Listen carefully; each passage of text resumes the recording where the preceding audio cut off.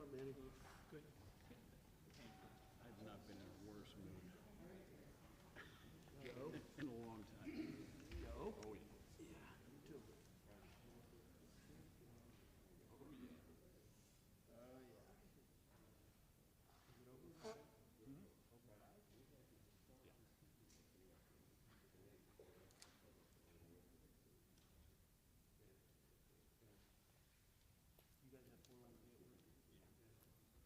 your money into that. Huh? Start taking Oh, your I'm maxed out. Really? Yeah. Still haven't found one? Hmm? Yeah, I don't know.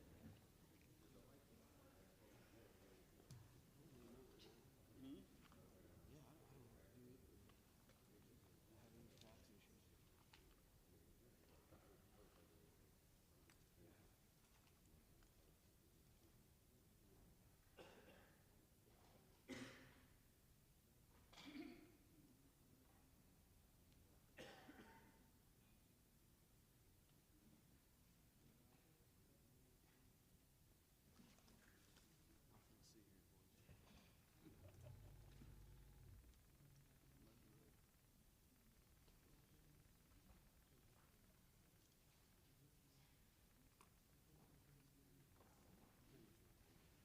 boys.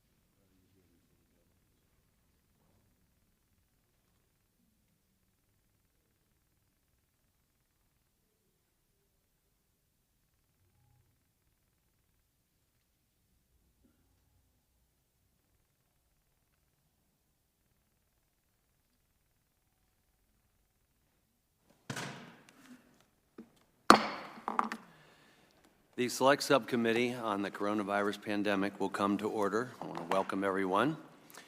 Without objection, the Chair may declare a recess at any time pursuant to Rule 7D of the Committee on Oversight and Accountability at the discretion of Chairman Comer. Is Jordan here? Yeah, Mr. Jordan, a member of the full committee, may participate in today's hearing for the purposes of questions. Further, without objection, I ask unanimous consent for Mr. Moskowitz of the full committee to join today for the purposes of questions. I now recognize myself for the purpose of making an opening statement. Today marks the Select Subcommittee's second hearing in our series investigating the origins of COVID-19. At our first hearing, we heard what we presumed for years, that in addition to this being a scientific question, it is also one of intelligence and national security. Former director of the U.S. Centers for Disease Control and Prevention, Dr. Robert Redfield, who himself is a virologist, while discussing the origins testified, quote, "I don't think that the answer is going to come from the scientific community. I think the answer is going to come from the intelligence community," end quote. As Dr. Redfield stated, and we agree, the intelligence community plays an important role in this investigation. We're not here to analyze the intelligence ourselves. We are here to listen to the experts and follow the facts. And that is exactly what we are here to do today. Ask those that were actually involved in the intelligence process in the earliest days of the pandemic about what they saw and how we, as Congress, should proceed. We appreciate each of the witnesses here today. I do want to highlight that, according to the Congressional Research Service, this is the first time current or former director of National Intelligence has testified before the Oversight Committee. Welcome. I think it truly shows the importance of this issue for Director Ratcliffe to be here today, and we thank him. We will discuss and examine many aspects of the available unclassified intelligence, and it's my sincere hope that this hearing moves the ball forward and we can ultimately agree on both sides of the aisle that the origins of COVID-19 cannot be solved by science alone. Starting in early 2020, there were rumblings about the possibility COVID-19 came from a lab, likely in Wuhan. Every month since then, more and more circumstantial evidence has come to light suggesting this is the case. On January 15, 2021, Secretary of State Mike Pompeo released a fact sheet regarding some intelligence gathered surrounding the origins of COVID-19. The fact sheet stated three things. First, there were numerous researchers inside the Wuhan Institute of Virology that were sick in the fall of 2019. While this doesn't prove COVID-19 came from the lab, it is a data point suggesting so. Just 2 weeks ago, an expert in emerging disease outbreaks testified before this subcommittee that researchers in a lab becoming sick would be consistent with a research-related lab outbreak. Second, the Wuhan Institute of Virology has a published record of gain-of-function research, including at low biosafety levels. And again, we know that much of this work was done with U.S.-based EcoHealth Alliance. And we know that EcoHealth Alliance has failed to publish all its work and has in fact refused to share its work with the U.S. government. In other words, U.S. taxpayer-funded risky research that may have sparked a pandemic is being hidden by a U.S. entity in China. Third, the Wuhan Institute of Virology has cooperated with the Chinese military since at least 2017, including on animal laboratory experiments. The Biden administration did not and still has not disagreed with these facts. A senior Biden State Department official said, quote, "No one is disputing the information, the fact that those data points exist, the fact that they are accurate," end quote. Ironically enough, the Biden administration takes issue with the fact that the Trump administration released these facts. The same official said, quote, "The Trump administration put spin on the ball," end quote. I think the fact sheet is pretty clear and non-biased. It even stated that the U.S. government does not know exactly where, when, or how the COVID-19 virus was initially transmitted to humans. That is true. The rest are simply statements of fact derived from available intelligence. Next, on October 29, 2021, the Office of the Director of National Intelligence released its first declassified assessment on COVID-19 origins.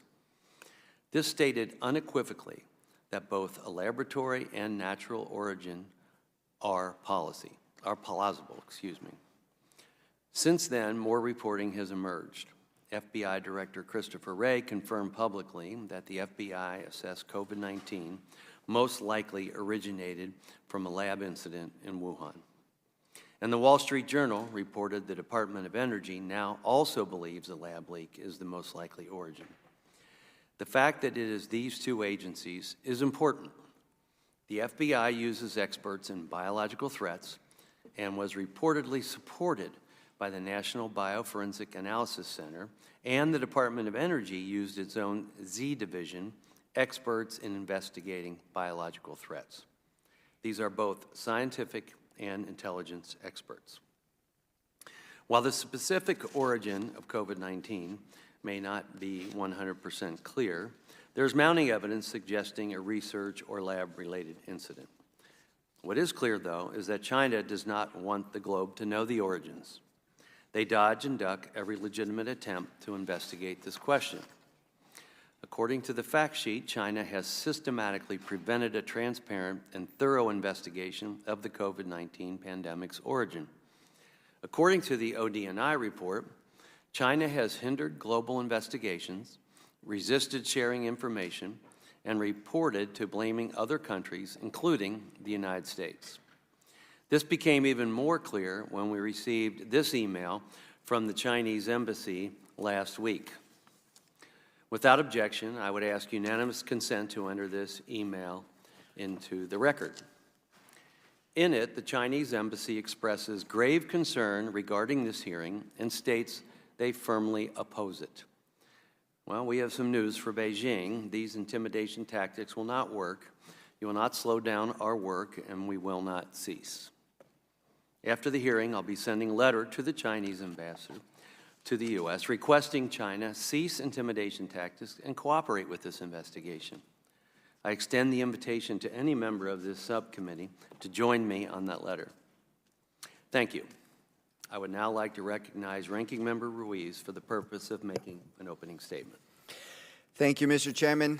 Understanding the origins of the COVID-19 pandemic is important to America's public health and our ability to respond to future public health threats. In fact, since the first outbreak of COVID-19, researchers in the scientific community have worked tirelessly to get to the bottom of this very issue with dozens of studies that have been conducted or are currently underway. and agents in the intelligence community have continued their sweeping assessment of COVID-19's origins. Thanks to President Biden's direction and leadership, we are learning more every day. In May 2021, he directed the intelligence community to evaluate whether the novel coronavirus could have emerged from a laboratory in China, urging our nation's intelligence agencies to do, quote, everything we can to trace the roots of this outbreak. Since then, 2 government agencies have assessed with low and moderate confidence that the virus originated in a lab, while 4 government agencies assess with low confidence that the virus came about through natural transmission. As it stands, there is no consensus. The reports are inconclusive, and more research is needed. While our scientists and intelligence communities continue their investigations, it is crucial that we empower them to do so without extreme partisan rhetoric or political biases that cherry-pick evidence to push a partisan political narrative that vilify public health leaders. Our focus as lawmakers should be on developing policies based on current and evolving evidence to prevent and prepare for future pandemics and save lives. To do right by the American people and our public health, we must let our expert communities do their job.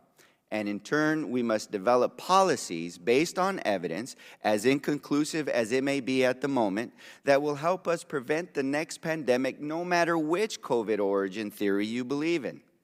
We must also take a deep dive into the barriers to our nation's ability to research the origins of COVID and respond to it.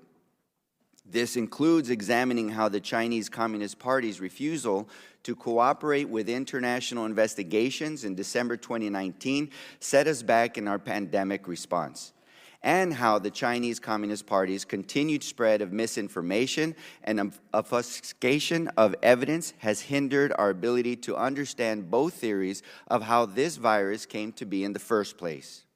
In order to better be prepared for the future, it is crucial that we develop forward-looking domestic and foreign policies that advance American interests, protect our public health, and save lives. This means rejecting the isolationist approach President Trump took under the guise of, quote, America first, unquote, that decimated the State Department, weakened our ability to engage, left a void that rendered America vulnerable to China's growing influence. It also abandoned state-to-state diplomacy, allowed tensions to intensify, and escalated a trade war that fell hardest on American workers. Under this approach, America's public health, economy, and security ultimately paid the price. So now, we must take decisive action to protect our public health, economy, and security from the CCP's growing influence by investing in competition, deepening collaboration with our allies, and furthering the State Department's diplomatic work. That means building on the progress we've made with legislation like the CHIPS and Science Act to invest in innovation so that we can outcompete China in sectors critical to our public health and national defense, and strengthening our supply chain. And that means building on House Democrats and the Biden administration's work to bolster our pandemic preparedness, public health infrastructure, and international and domestic standards for pandemic surveillance to address possible animal transmissions, and biomedical research safety to address possible lab leaks. There is certainly more work to do, and it is my sincere hope that we can pursue this work together on a bipartisan basis. The COVID-19 pandemic has demonstrated how global health security, pandemic preparedness, and national security are linked. And so as we seek to better understand the virus's origins, we must take a scientific and evidence-based approach. As physician and ranking member of this select subcommittee, I take this charge seriously of putting people over politics to protect our public health. We should do this work without the politicization and extreme partisan rhetoric that get in the way of common sense solutions to the public health challenges we face. Let's get to work on forward-looking policies that will prevent and reduce the harm of future viruses and pandemics without vilifying our nation's public health officials. The world is watching what we are doing here today, and it is my hope that we rise to the occasion and that we meet the moment with the integrity that our global health and national security demand. Thank you, Dr. Ruiz. Pursuant to Committee on Oversight and Accountability Rule 9G, the witnesses will please stand and raise their right hands. Do you solemnly swear or affirm that the testimony that you're about to give is the truth, the whole truth, and nothing but the truth, so help you God? Thank you. Please be seated. Let the record show that the witnesses all answered in the affirmative. Our witnesses today are the Honorable John Ratcliffe. Director Ratcliffe was most recently the Director of National Intelligence, serving as the Principal Intelligence Advisor to the President. Prior to that, he served in Congress and as a member of the House Intelligence, Homeland Security, and Judiciary Committees. Mr. David Feith. Mr. Feith is currently an Adjunct Senior Fellow at the Center for a New American Security. He was previously the Deputy Assistant Secretary of State for East Asian and Pacific Affairs. And Dr. Mark Lowenthal. Dr. Lowenthal previously served as the Assistant Director of Central Intelligence for Analysis and Production, and also as Vice Chairman for Evaluation on the National Intelligence Council. The Select Subcommittee certainly appreciates you all for being here today.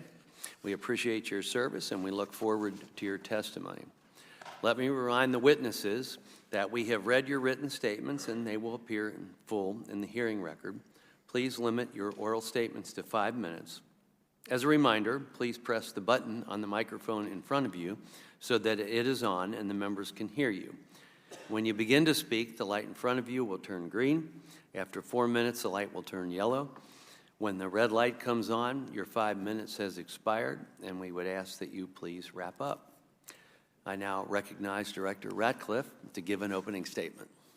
Chairman Wenstrup, Ranking Member Ruiz, members of the committee, it's a pleasure for me to be back in the House of Representatives, where I spent 6 years serving on the House Intelligence, Judiciary, and Homeland Security Committees before leaving Congress when I was confirmed by the Senate to serve as the Director of National Intelligence in the Trump administration. My confirmation was actually the first in-person Senate hearing after the COVID-19 pandemic began, and during it, I promised to ensure that the intelligence community would be laser-focused on getting answers to the virus's origins and spread. What follows is a brief, unclassified overview of what the intelligence community learned and knows, a synopsis of the relevant challenges that I encountered during this effort, and where I believe we must go from here. First, let me state the bottom line up front. My informed assessment, as a person with as much access as anyone to our government's intelligence during the initial year of the pandemic, has been and continues to be that a lab leak is the only explanation credibly supported by our intelligence, by science, and by common sense. From a view inside the IC, if our intelligence and evidence supporting a lab leak theory was placed side by side with our intelligence and evidence pointing to a natural origins or spillover theory, the lab leak side of the ledger would be long, convincing, even overwhelming, while the spillover side would be nearly empty and tenuous. Were this a trial, a preponderance of circumstantial evidence provided by our intelligence would compel a jury finding of guilt to an accusation that coronavirus research in the Wuhan labs was responsible for the pandemic, and likewise, the Chinese Communist Party would be guilty of going to great lengths to cover up the virus's origins, from destroying medical tests, samples, and data, to intimidating and disappearing witnesses and journalists, to lying and coercing global health authorities, even spreading propaganda that the virus originated here in the United States by the U.S. military. Their efforts continue to this day, as the Chinese embassy has formally objected to this hearing and this committee's efforts to ascertain the truth. And the Chinese government has done all of this while proving itself incapable of offering even a shred of exculpatory evidence. The intelligence community's sources on this issue are numerous, diverse, and unassailable, and I hope that the recent unanimous congressional support to require the declassification of our COVID origins material will make some of this available to you and the American people. Right now, a few of the intelligence community's agencies are publicly assessing that COVID-19 virus originated from a lab leak in Wuhan, and as this shift continues, the day will come when every single agency in the IC will make the same assessment, which begs the question, why have they not to this point? It's a simple and obvious question that does not have a simple answer. The challenges that I and other senior Trump administration officials encountered while in office included legitimate concerns about our closely held sources and methods of intelligence, as well as illegitimate roadblocks that related to professional conflicts of interest and partisan politics. These included the headwinds created when a lab leak assessment was initially labeled falsely and falsely reported with near unanimity as a conspiracy theory by conflicted scientists and by mainstream press, while also being censored as disinformation by social media giants. Internally, national and electoral politics were also influencing the analysis of our intelligence on China within the IC, as reflected in the January 6, 2021 report by the intelligence community's analytic ombudsman. As a career non-political official, the ombudsman found, quote, analysts appeared reluctant to have their analysis on China brought forward because they tend to disagree with the Trump administration's policies, saying, in effect, I don't want our intelligence used to support those policies, end quote. To this day, the CIA, which I believe is unquestionably the world's premier spy agency with an unrivaled capacity to acquire information, has continued to state that it does not have enough information to make any formal assessment. To put it bluntly, I think this is unjustifiable and a reflection not that the agency can't make an assessment with any confidence, but that it won't. Some 3.5 years later, the only plausible assessment the agency could make with any level of confidence is that a virus which killed over 1 million Americans originated in a Chinese lab whose research included work for the Chinese military. And such an assessment would obviously have enormous geopolitical implications that I believe the current administration does not want to face head on. Let me close by saying that I think that the search for the truth should drive where we go from here, and everyone, from our intelligence agencies to members of the administration, to members of Congress, to public health officials, should put politics aside and let our intelligence speak the truth about what happened. Speak the truth to the Americans who deserve that truth, deserve justice, and deserve accountability. And only by seeking truth, justice, and accountability for this pandemic can we achieve the other equally important goal of preventing the next pandemic. Thank you, and I look forward to your questions. Thank you, Director. I now recognize Mr. Feith to give an opening statement. Chairman Wenstrup, Ranking Member Ruiz, and select subcommittee members, thanks for this opportunity. My written testimony that I've submitted has 3 elements. First, it describes how the State Department's East Asia Bureau approached the COVID origin issue during the first year of the pandemic, from the outbreak to the publication in January 2021 of a fact sheet on activity at the Wuhan Institute of Virology. Second, it describes the terribly damaging effects of our public health establishment's efforts to stigmatize the very notion that COVID may have emerged from a laboratory accident. This drove underground discussion of a set of risks, namely those involving gain-of-function research, that deserve to be at the front and center of our policymaking. Third, it offers some oversight and policy suggestions on helping to find the origin of COVID, to fix policy and intelligence problems raised by these issues, and to tighten U.S. science and technology exchanges with China to protect national security and to help prevent a next pandemic.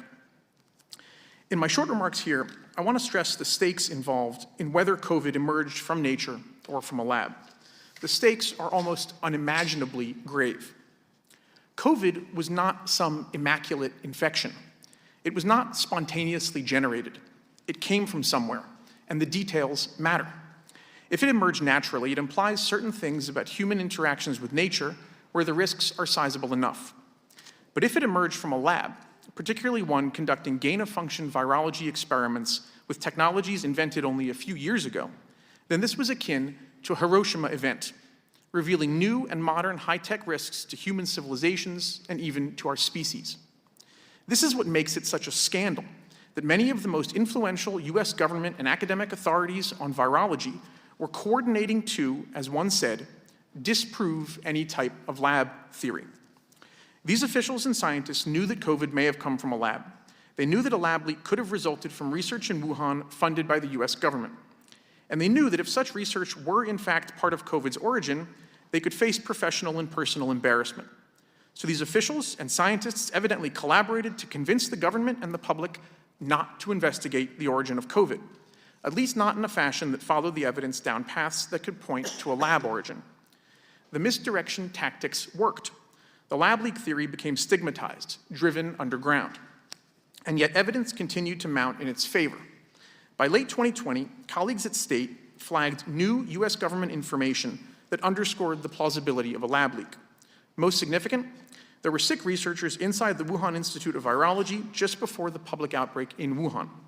That same Wuhan lab had a long record of secrecy about its coronavirus research and undisclosed ties with China's military.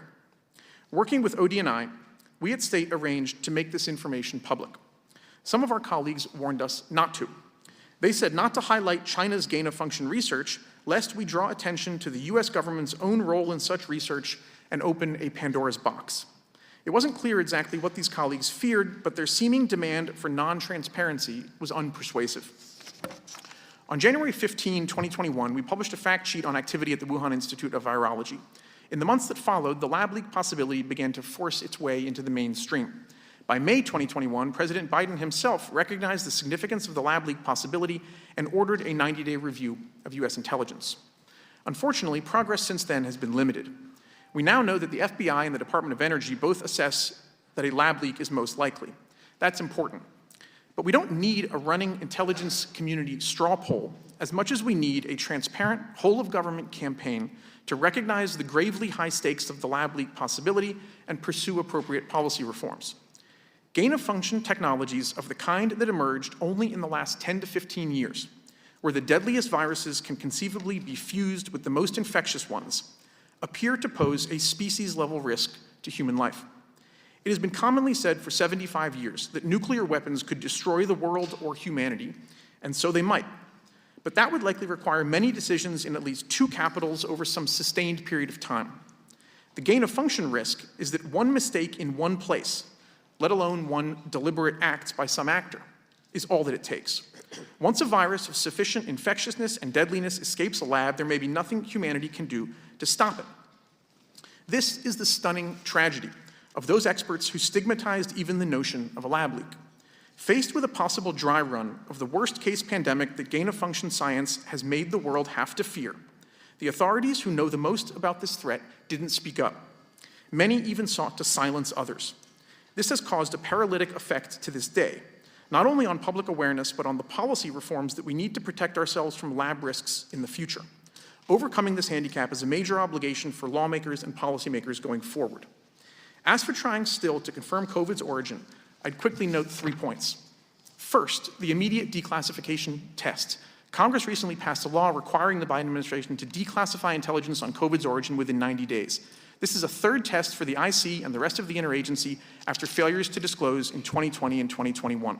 There's no doubt that the administration has far more information than has been released publicly. Second, the sick researchers still stand alone. The sick Wuhan lab researchers identified in the January 2021 fact sheet remain the best lead into who or what was patient zero. No animal anywhere has been identified as a comparably likely source of the outbreak.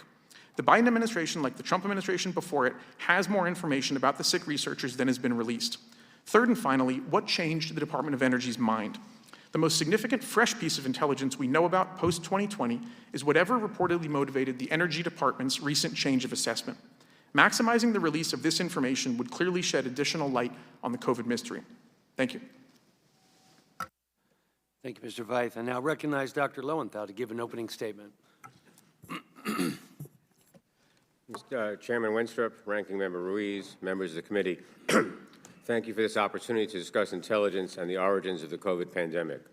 I have spent most of my adult life as an intelligence analyst or as a manager of intelligence analysts. I have also taught analytical skills to hundreds of new analysts. To be a good intelligence analyst, you have to have the ability to deal with ambiguity. Very often, analysts are asked to address issues for which there may not be a final, definitive answer. Analysts live in a world where there may be several possibilities, each of which has its own degree of certainty and uncertainty. This can be very frustrating to policymakers who want an answer. Given the available intelligence and our own expertise, a specific answer cannot always be determined. This seems to be the case at this point in terms of the origin of the coronavirus in China. There has not been sufficient intelligence to date to make a firm judgment as to whether the virus occurred naturally or was the result of activity in a lab, whether witting or accidental. The ODNI's October 2021 declassified assessment on COVID-19 origins, which you both cited, reflects this uncertainty. 4 intelligence agencies assess that the virus originated naturally with low confidence. 1 intelligence agency believes the virus originated in a lab with moderate confidence. 3 intelligence agencies are unable to make a determination either way. Again, this can be frustrating to policymakers, but that is the nature of intelligence.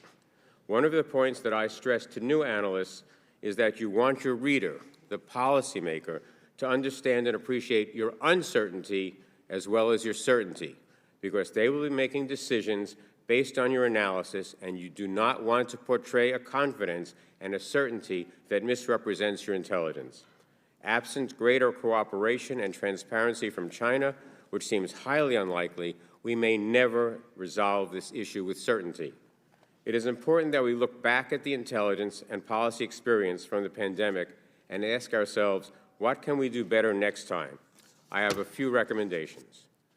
We should consider creating a National Intelligence Officer for Health Issues, who, with his or her office, would serve as the focal point for U.S. intelligence collection and analysis, not only on health issues that threaten the United States, but also looking at health issues worldwide that can be destabilizing regionally. The intelligence community likely needs to hire analysts with backgrounds in medicine, epidemiology, and other areas.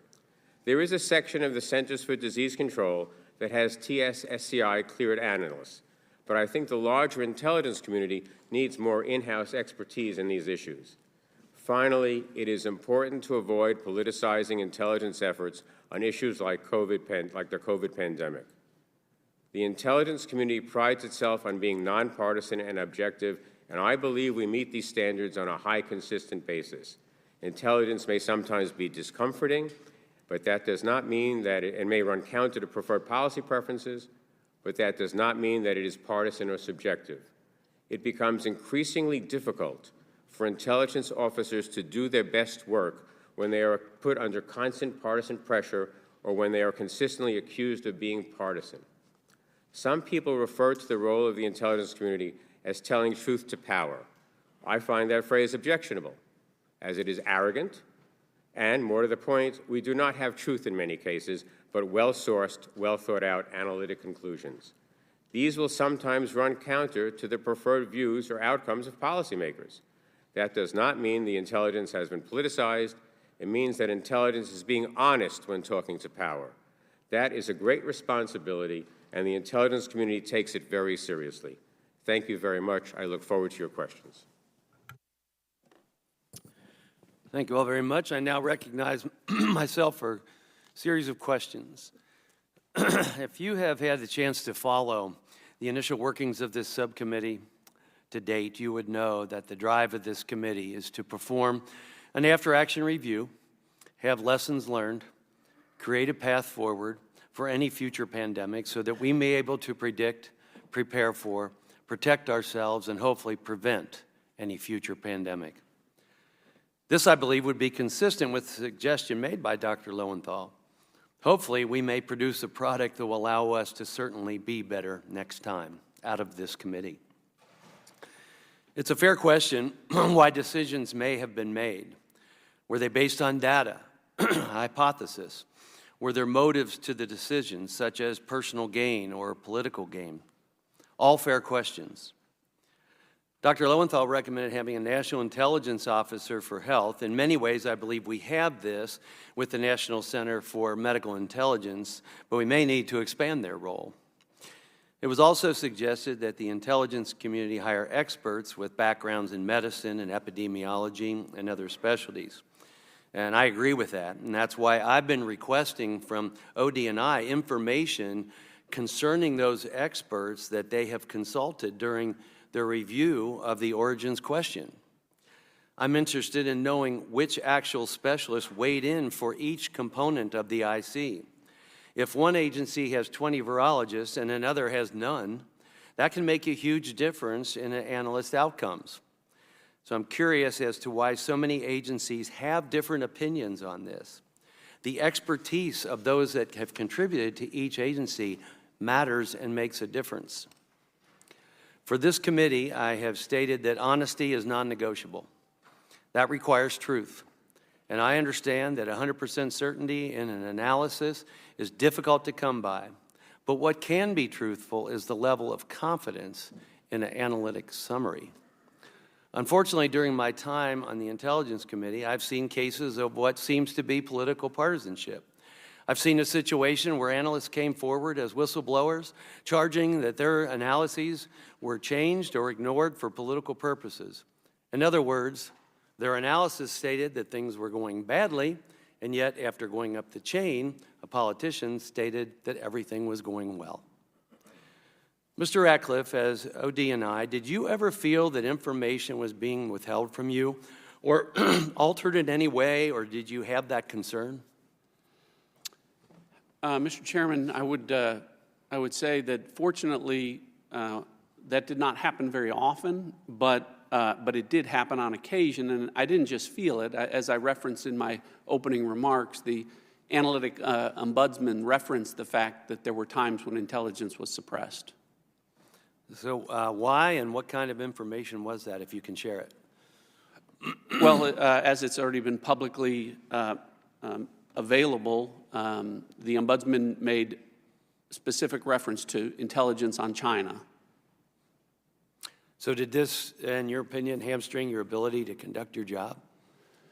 I think it made it more difficult, but through persistence and some of the things that Mr. Feith talked about, we were able to, in looking at the intelligence, particularly as it related to COVID origins, to still get to a point where we could protect sources and methods, and yet make some of that intelligence available by declassifying it. And he referenced the process whereby we did that through a State Department fact sheet. One of the aspects of this investigation that is most important is learning who the IC consulted with during the review. As I said, we want to know what kinds of experts each component worked with. I'm going to ask each of you, to each witness, do you think this question is an important one when it comes to origins of COVID? I'll begin just by saying it is, because sometimes, in this case particularly, when we're talking about COVID-19, our analytic judgments are framed in part by science. And so who the scientists are and how they're motivated certainly is important. Yes, sir, I'd agree, and just add the element that conflicts of interest in general and with respect to the enormous amount of scientific exchange with China are especially important, as China is central to our national security analytical work going forward. Doctor? I think it's fair to ask the Intelligence Committee who they consulted with, yes. Thank you. Mr. Feith, you were heavily involved in this investigation from the side of the State Department. While you were gathering information, did you struggle to find experts that did not have conflicts of interest? In short, yes, and that problem became clearer in retrospect also.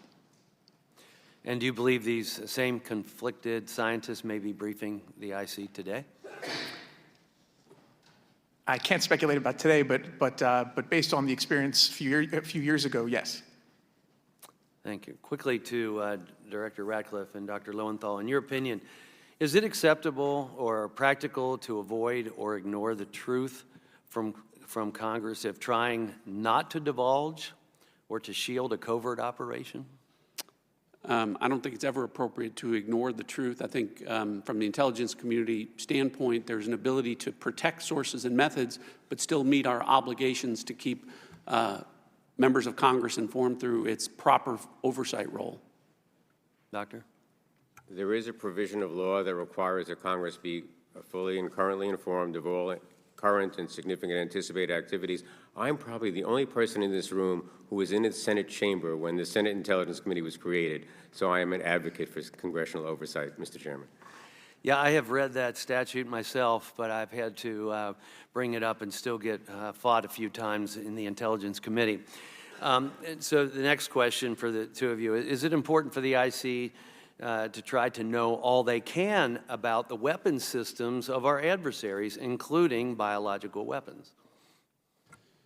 Absolutely, and in the case of China, the intelligence community has publicly addressed China as our top national security threat from a nation-state perspective. So particularly, that's important with respect to the country of China. Mr. Chairman, yes, this has always been a high priority for U.S. intelligence since the committee was created in 1947. Thank you. Should a virus that killed more than 1 million Americans be an intelligence priority for the IC and specifically the CIA and DIA? Absolutely. Doctor? That depends on the policymakers. We don't make our priorities. The President, the National Security Council determine the priorities for the intelligence community. So if they determine it's a priority, then yes, it is. If they decide there are higher priorities, then no, it isn't. But this is not a call for the intelligence community. This is something that's not understood. We don't set our priorities. We are there to respond to the policymakers. I helped create the current priority system, and it's one where we derive from the President and his National Security Council where are the areas you want the most emphasis, knowing that inevitably there are going to be areas where we spend less attention because we have finite resources. Well, that's a fair assessment. I would have to say as a policymaker that I think it should be a very high intelligence priority. That well taken. Finally, Director Ratcliffe, we sent a request letter to Director Haynes on February 13. To date, we have yet to receive any documents from ODNI. Understanding all the appropriate restrictions on classified material, as a former director, do you believe it's important for ODNI to fully cooperate with our investigation and produce the requested documents? Yes. I would now like to yield to Ranking Member Ruiz. Thank you, Mr. Chairman. Look, understanding how COVID-19 came to be is critical to America's public health. I want to point out and make clear that we wouldn't even be having this hearing in the first place if it wasn't for President Biden taking early and decisive action in May 2021 to investigate whether the novel coronavirus originated in a lab or nature. President Biden directed the intelligence community to conduct this review to, quote, do everything we can to trace the roots of this outbreak that has caused so much pain and death around the world so that we can take every necessary precaution to prevent it from happening again. In fact, the very intelligence that Democrats and Republicans voted to declassify last month was collected because of President Biden's directive for the intelligence community to use every tool at its disposal to investigate COVID-19's origins. Dr. Lowenthal, can I get a quick yes or no? Was President Biden's directive a critical step in advancing our understanding of the pandemic's origins? Yes. I agree. And thanks to this action, we're making progress every day in advancing our understanding of the pandemic's origins, despite continued obstruction from the Chinese Communist Party.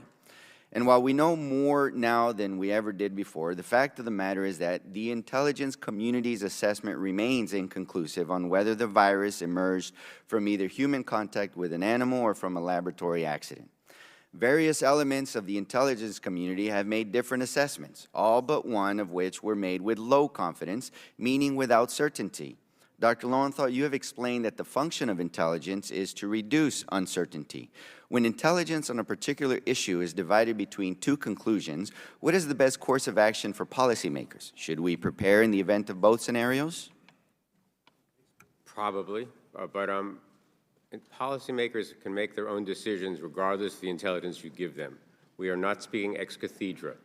We are giving their best intelligence, and then they are making decisions. But if you had two strong possibilities, and I were a policymaker, which I've only done once or twice in my career, I would say, yes, you should try to protect against both of them. I agree with this too, and this is exactly the approach that President Biden and Democrats have taken, an approach that puts people over politics.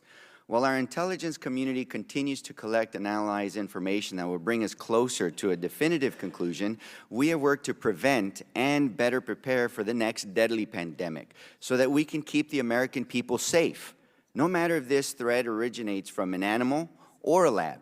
In fact, last Congress, Democrats included in the Consolidated Appropriations Act of 2023 significant reforms to address pandemic preparedness. This includes provisions to enhance safety standards for biomedical research involving pathogens of pandemic potential and to recruit more public health workers with epidemiological backgrounds. It also includes reforms to prevent undue foreign influence in our nation's biomedical research, such as the requirement that participation in foreign talent programs be disclosed to receive NIH grants, and a provision directing the Secretary of Health and Human Services and national security officials to identify and develop strategies that address threats to sensitive biomedical research. There's a whole host of other common sense reforms that we passed last Congress as part of this package that are outlined on this fact sheet. Mr. Chairman, permission to enter it into the record. Without objection. Thank you. And you know, I find it interesting that despite how much my colleagues on the other side of this dais have focused their efforts to push a lab leak narrative, they voted against these reforms that help prevent lab leaks in the future. I also want to point out the good work the administration is doing by partnering with our allies to press for strong international standards for biosafety and security as part of its national security strategy. And while these are all good steps forward, I do think that there's more we should do and can do. Dr. Lowenthal, what additional steps should we be taking from an intelligence and policy perspective to build on this work and to better prepare us for future pandemics? Well, I outlined those in my opening statement, Mr. Ruiz, but one of the things you have to remember about the intelligence community is we are a volunteer organization. I cannot draft doctors any more than the military can draft individuals, and so when we go out looking for people, looking for experts, we have to hope they want to come work for us. But we obviously have gaps. The National Military Intelligence Center is there, but they are mostly been devoted to supporting the defense establishment, which is fine. I'm suggesting we need broader expertise than that. But you have to remember, we can only recruit the people who come to the recruiting table. This is one of the great frustrations of my life in my last 3 years at CIA.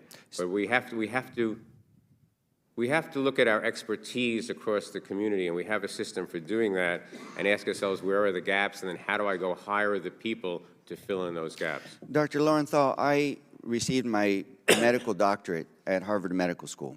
I received my master's in public policy from Harvard's Kennedy School.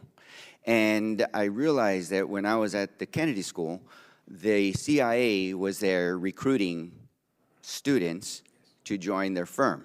Yet there was no recruitment happening in the public health school, which I later received a master's in public health from Harvard School of Public Health, or from the Harvard Medical School. So perhaps one of the suggestions would be to entertain the career options for public health and physicians and medical scientists to join the intelligence communities in doing their research as well. I think that would be a good idea. There were also no CIA recruiters when I got my degree from the Harvard History Department. We tend to, we have to rethink how we recruit. So going to medical schools, public health policy schools would be a very good idea. Thank you. I yield back. I now recognize the chairman of the full committee, Mr. Comer from Kentucky, for 5 minutes of questions. Thank you, Mr. Chairman. I want to thank each of the witnesses for being here today. As I've said from the beginning, discovering the origins of COVID-19 is vital to both the public health and national security of the United States. Former CDC Director Redfield testified last month that this is not simply a scientific question, but also one of intelligence. And I agree with that.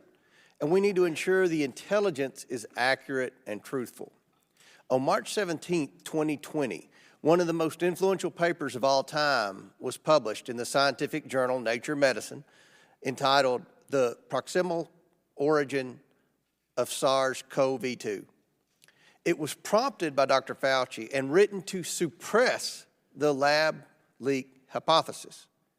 This paper stated that no type of lab-based scenario is possible. Director Ratliff, is that factual? It is not. Mr. Feith, to you, is that statement factual? Based on my understanding, no. 10 days later, on March 26th, the State Department produced a memo that stated U.S. scientists assessed the virus emerged naturally. It continued to say a lab leak was improbable and not supported by the available evidence. Director Ratliff, are those statements factual? They are not. Mr. Feith, to you, are those statements factual? No, they were at best overstated. Mr. Feith, you were involved in the briefing that produced that memo? I was a recipient of the briefing that the memo is an account of. So, while serving at the State Department investigating the origins of COVID-19, were you ever briefed by an author of the proximal origin paper? Yes, sir. During the preparation of that memo, which I referenced above, do you believe the unnamed scientist had apparent conflicts of interest? In short, yes, especially based on what we know since then about them. Were the authors, were they the ones that were briefing the intelligence community, the authors of that? So that document is a write-up of a so-called analytic exchange that had been hosted by the State Department's Intelligence and Research Bureau that day or the day before, including a number of U.S. scientists who were briefing a range of policymakers from across the interagency. So that the authors were on the conference call with Dr. Fauci on February 1st, 2020, where they almost universally said COVID-19 may have come from a lab. That actually I'm not sure of, and there's a little bit of a difficulty in identifying exactly who was part of that State Department briefing just because of the rules that we were subject to. Okay. Director Ratliff, once you became director, did Dr. Fauci relay any of these concerns to you? He that didn't. may have come from a lab? He did not. And why do you think he did not? Well, that would I would obviously have to speculate, but I would point you to Dr. Fauci being perhaps the best person to answer that, and there is publicly available under information that has been obtained through open sources and freedom of information, where Dr. Fauci and other virologists and scientists talk about the fact that it would bring unwanted attention to funding sources and the research that was taking place using funding sources, domestic funding sources from the United States, and the relationship of certain Western scientists with scientists at the Wuhan Institute of Virology, where unsafe coronavirus research was taking place in labs that did not have appropriate biosafety levels and precautions, as had been reported. Oh, this is so bad. It just gets worse every day. These scientists flipped 180 degrees with no new evidence, produced a paper not based on facts, and then may have used that paper to brief the intelligence community and suppress the lab leak hypothesis. This is a how-to manual in orchestrating a cover-up by using some of the most powerful and influential institutions in our country. If you ask me, this was set in motion by Dr. Fauci to hide U.S. funding of gain-of-function research and dodge accountability for a virus that has killed more than 1 million Americans. This must be investigated. Thank you, Mr. Chairman, and I yield back. I now recognize Mr. Mafumbe from Maryland for 5 minutes of questions. Thank you very much, Chair Winstrup, and my thanks also to Ranking Member Ruiz and all others who collaborated to make sure that we could have this hearing today. I want to thank the witnesses for their participation. Mr. Ratcliffe, welcome back. Mr. Chairman, the COVID-19 pandemic has underscored in many ways that the Chinese Communist Party's growing influence is absolutely contrary to America's interests and to America's values. If we as a Congress fail to meet this moment, I fear that we will undermine for some time to come our ability to respond to the next public health crisis and to protect American interests both at home and abroad. We've got a long road ahead of us. However, in the last 2 years, congressional Democrats, as the majority party during that time, working with President Biden, did lay the groundwork to make sure that we take decisive action necessary to safeguard and to advance our health, our geopolitical, and our economic interest. In October of last year, the Biden administration announced its national security strategy, which includes, as most of us know, a 3-part plan focused on outcompeting China. And Mr. Chair, I would ask unanimous consent that that national strategy be entered into today's record. Without objection. The first step of the plan was to invest in strengthening American competition. President Biden delivered on that, rolling out initiatives guided by the Bipartisan CHIPS and Science Act to strengthen American manufacturing and American supply chains, all, mind you, while solidifying America's technological leadership on the global stage. The State Department also launched, as we know, the China House Initiative, which brings together China experts from throughout the State Department and security officials to help the administration responsibly manage competition between the U.S. and China. The second step of the plan was to work with America's allies with common purpose and with a common sense.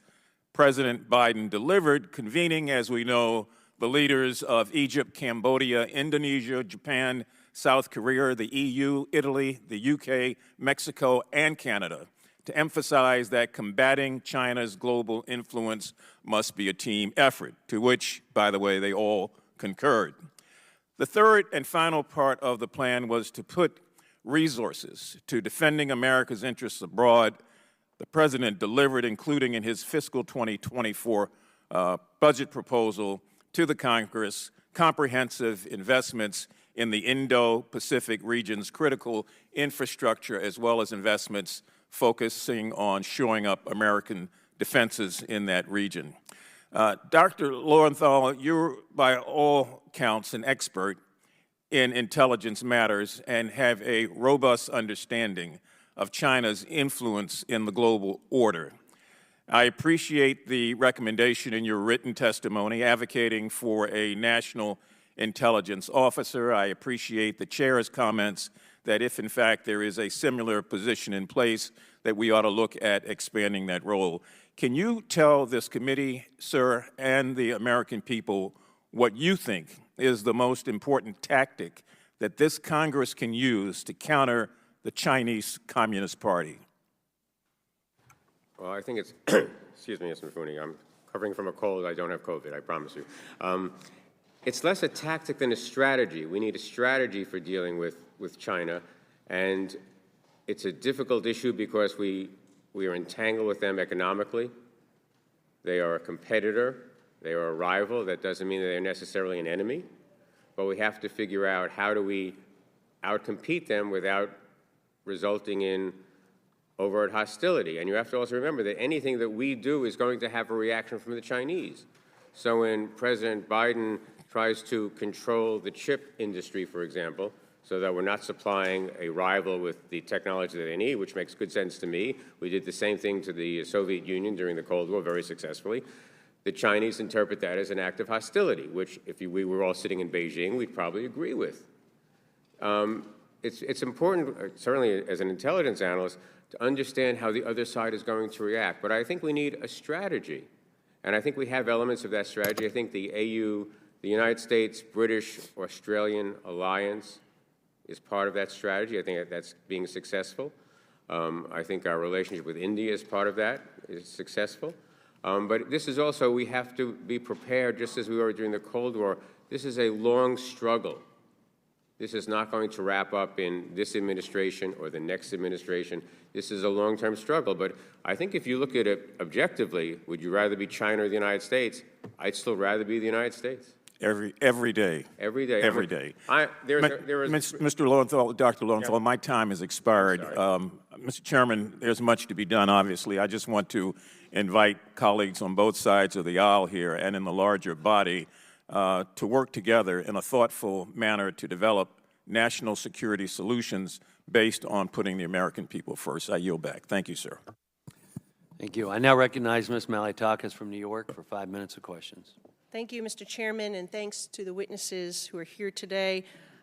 What is equally as important as the CCP's actions to cover up and conceal the origins of COVID is understanding what role our government may have played in the origins of this virus and to what level, if any, that the health officials and members of our media attempted to conceal or hide the truths from the American people.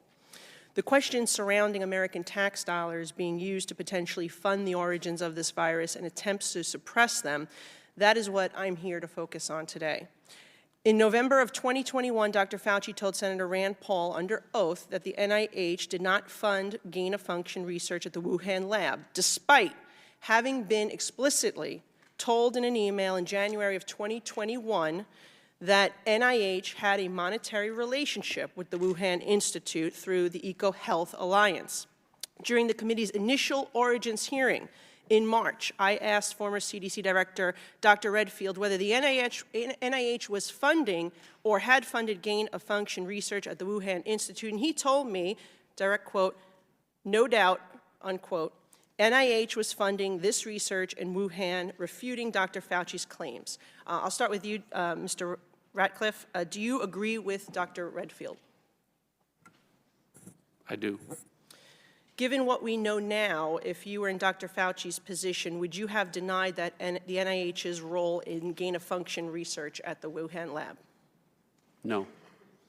Do you think that Dr. Fauci lied under oath? I think that some of Dr. Fauci's testimony is inconsistent with some of the intelligence that we have that remains classified, as well as inconsistent with some information that is publicly available. Do you think that President Biden should declassify all information related to COVID origins, every single document as was requested and passed by the legislature? Well, with the caveat that we always have to be careful about protecting our sources and methods, particularly those sources and methods as it relates to what the intelligence community uniformly agrees is our number one threat from a nation-state actor standpoint. But with that caveat, providing as much information about our intelligence as possible while preserving those sources and methods should absolutely take place. Thank you. As soon as possible. Mr.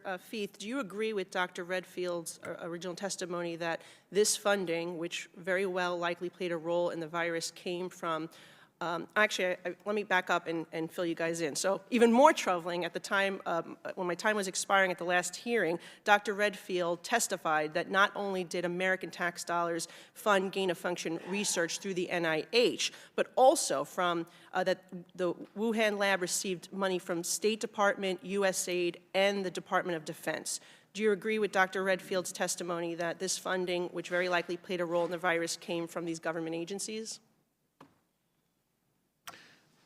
My understanding is consistent with what you've read back in terms of the many funding sources that ran, from Washington to the Wuhan Institute of Virology, and certainly if the COVID origin is indeed a lab leak from there, it was from, bat coronavirus research programs, some of which were funded by the United States government. Okay, because we had previously heard about the NIH funding, but up until that hearing, I had not heard that it was potentially the State Department, USAID, and the Department of Defense that had also funded Wuhan lab activities. So the U.S. government determined that the Wuhan lab collaborated on publications and special projects, top secret projects, with the CCP military since at least 2017. Knowing this, for what purpose would U.S. Department of Defense funding be provided to the Wuhan lab? Well, I think for for a full answer, I defer to folks from DOD and from the DOD, biodefense, relevant components, but in principle, the kind of broad theme of the funding, as I always understood it, across different parts of our government, NIH and USAID and state and otherwise, was based on a certain theory of pandemic prevention by scooping up these viruses, playing with them in the lab, and then trying to design vaccines and therapies. But there were always warnings that this was extremely dangerous work, and that the work courted exactly the kind of danger that appears to have happened in Wuhan. And from our perspective at the parts of the State Department that don't specialize in this, part of what was most troubling is that when COVID broke out in Wuhan, practically on the doorsteps of that lab, we did not have folks from other parts of the government raising their hand to educate the non-experts across the government in how plausible this was and how it needed to be taken seriously. In fact, the folks from the other parts of the government that work these issues generally were deflecting attention, and that cost us a lot of time and understanding that was really damaging. All right, well, I've run out of time. And Mr. Ratcliffe, you have anything to add to that? Because I saw you nodding your head. If not, I'll defer back to the chairman. Thank you. Now recognize Dr. Barra from California for 5 minutes of questions. Thank you, Mr. Chairman. A lot happened in the last 3 years. 1 million Americans died. We can go back and relitigate the past. I can go back and look at the prior administration that we set up an Office of Pandemic Preparedness that was there solely to advise the NSC. That was disbanded. That was a mistake. We raised alarms at that time. We raised preparations. I held the first hearing on the novel coronavirus at that time in February of 2020.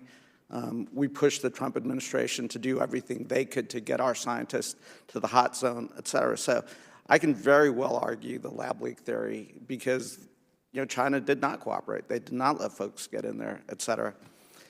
I can also make a case for why initially folks thought it jumped from an animal to a human. At this point, I think, as Dr. Lowenthal said, I don't think we're ever going to get an answer because I don't think China will ever let us get to the hot zone, will ever let us interview folks. I don't even think those scientists probably are around.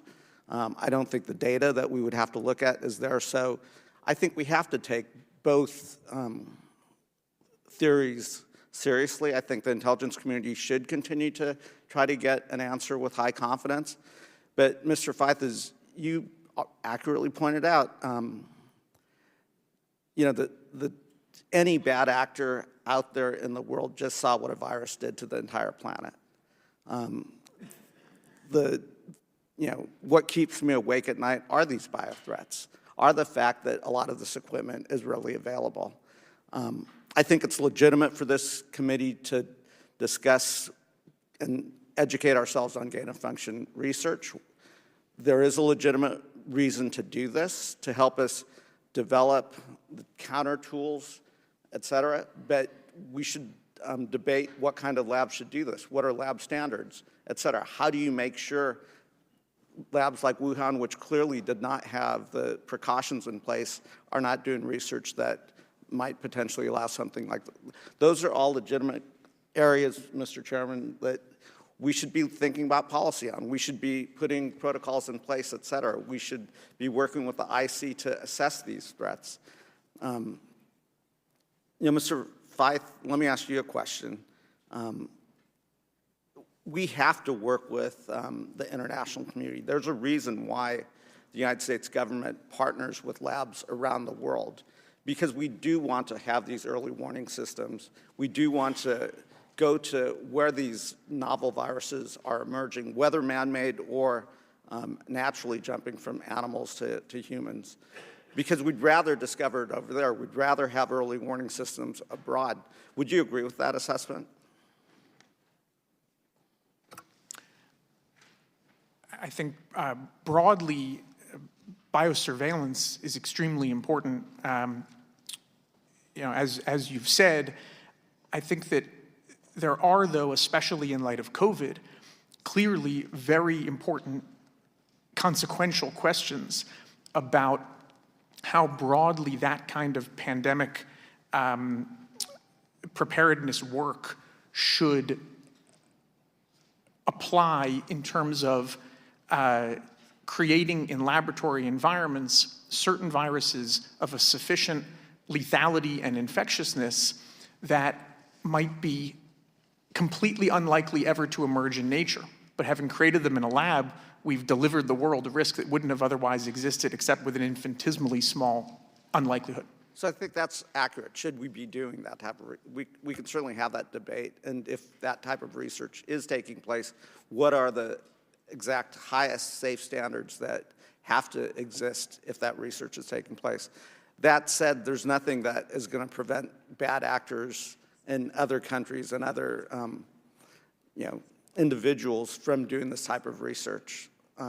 Director Ratcliffe, would you agree that we ought to be really concerned about biothreats going into the future within Congress? Absolutely.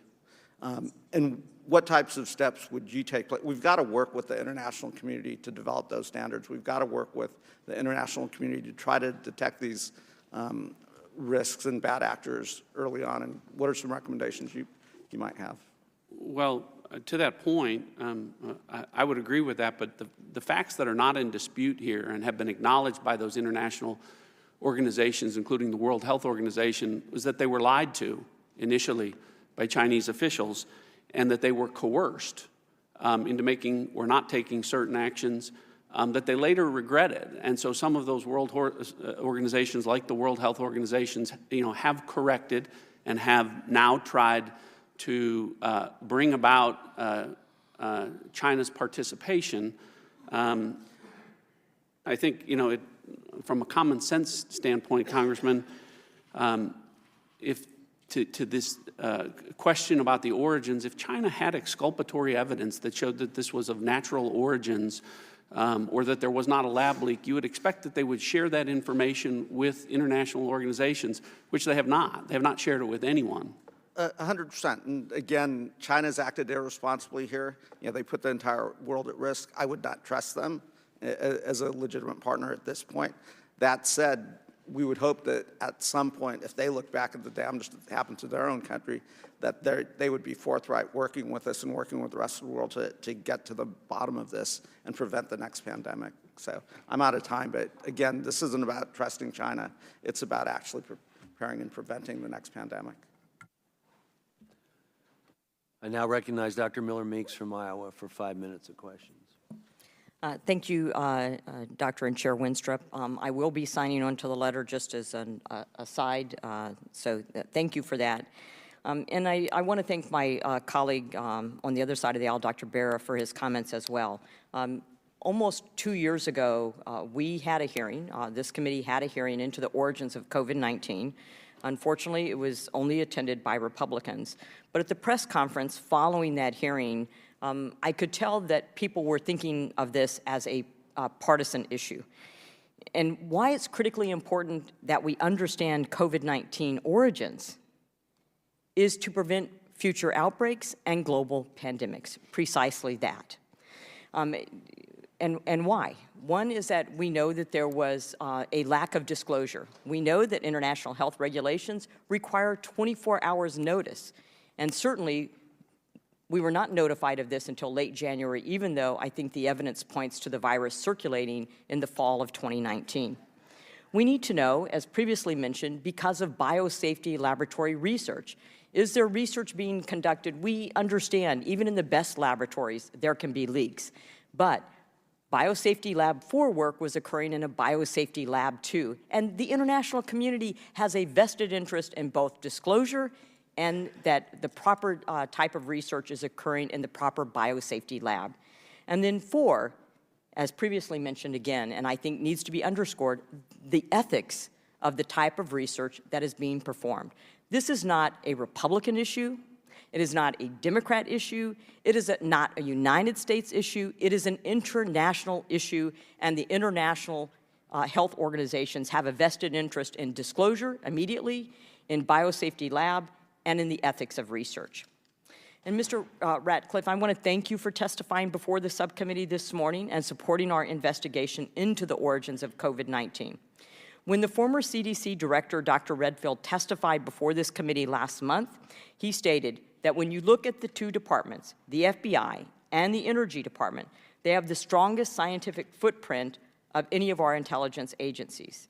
And I think the way they got to the answers of low probability and moderate probability is their internal scientists did the science. And there are some, in the media especially, who insinuate that a low probability or moderate probability means no probability.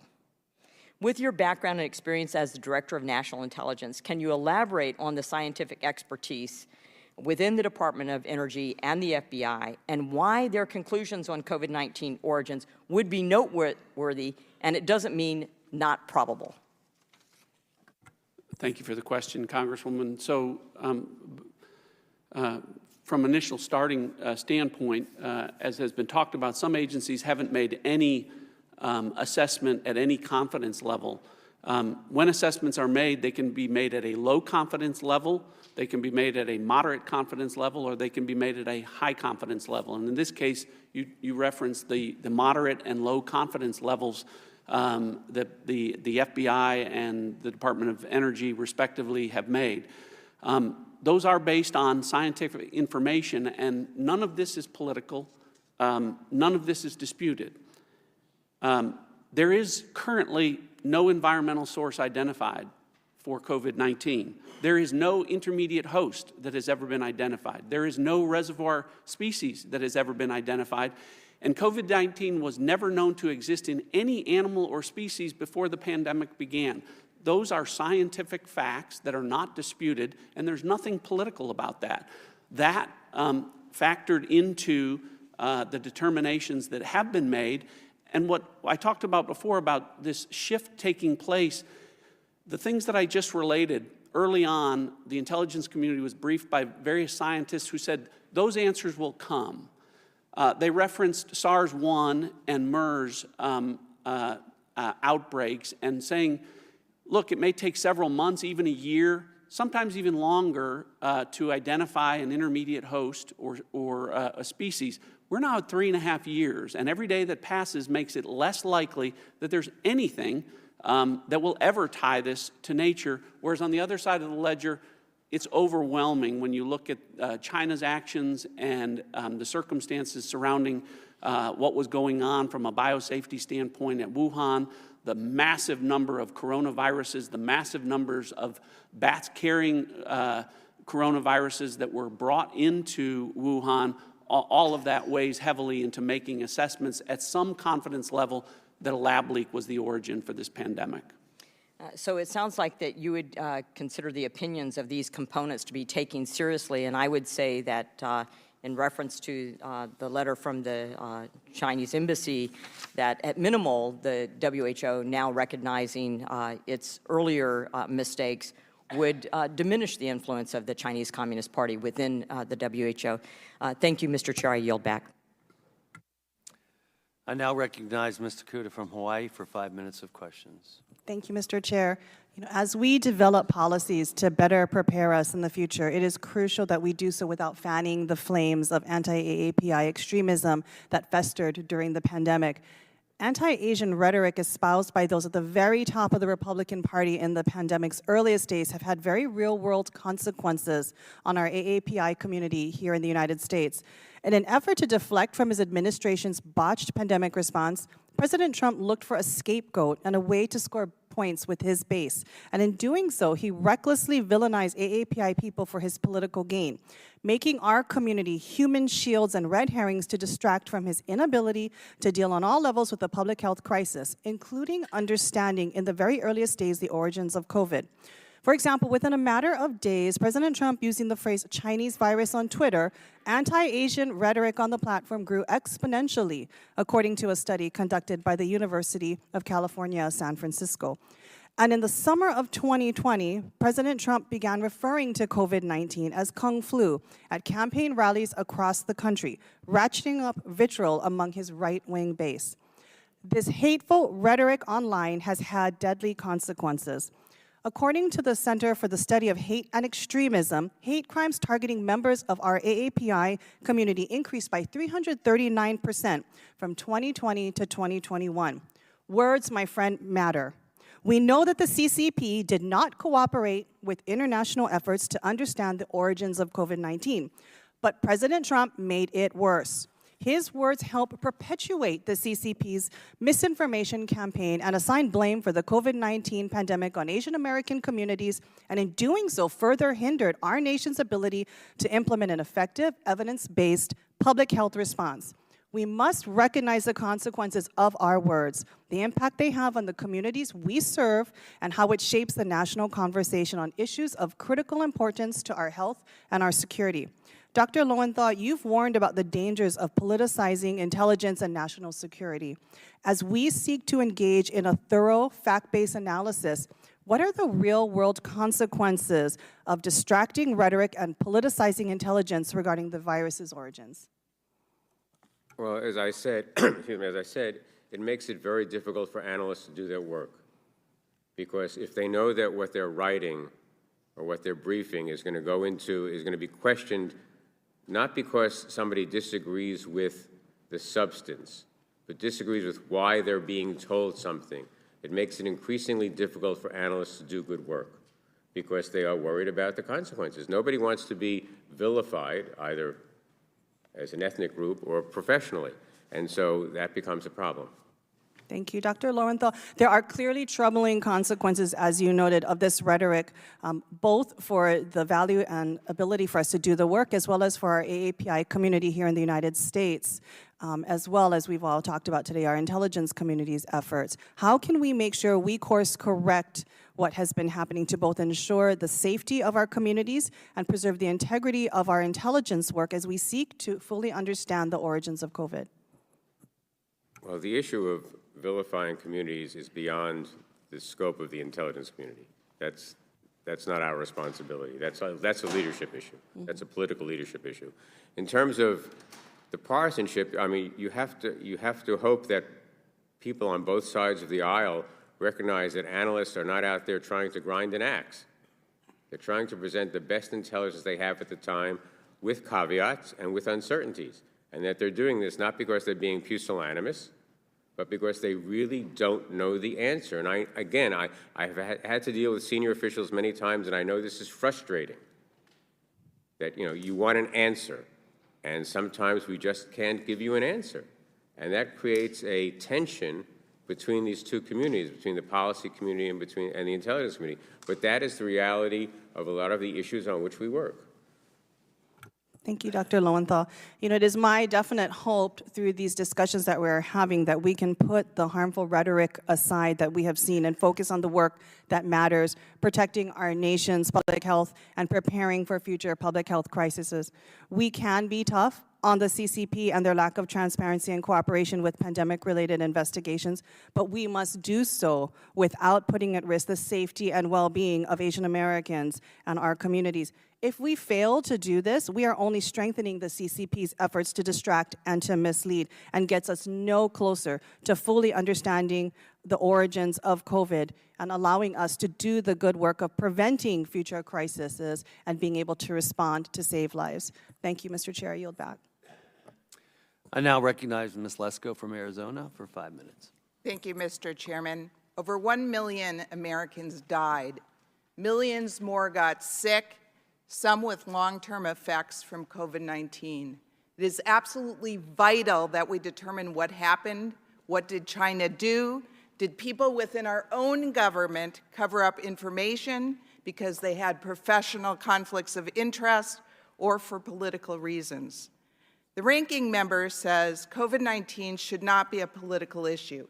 I agree, but with all due respect, sir, I contend that it is you that is making this a political issue. You said that the only reason we are having this hearing today is because of President Biden wanting to get to the bottom of it. With all due respect, are you kidding me? You have been in the majority, the Democrats have been in the majority for the last 2 years, and there has been no hearings on the origins of COVID while you were in the majority. My first question is for Mr. Ratcliffe.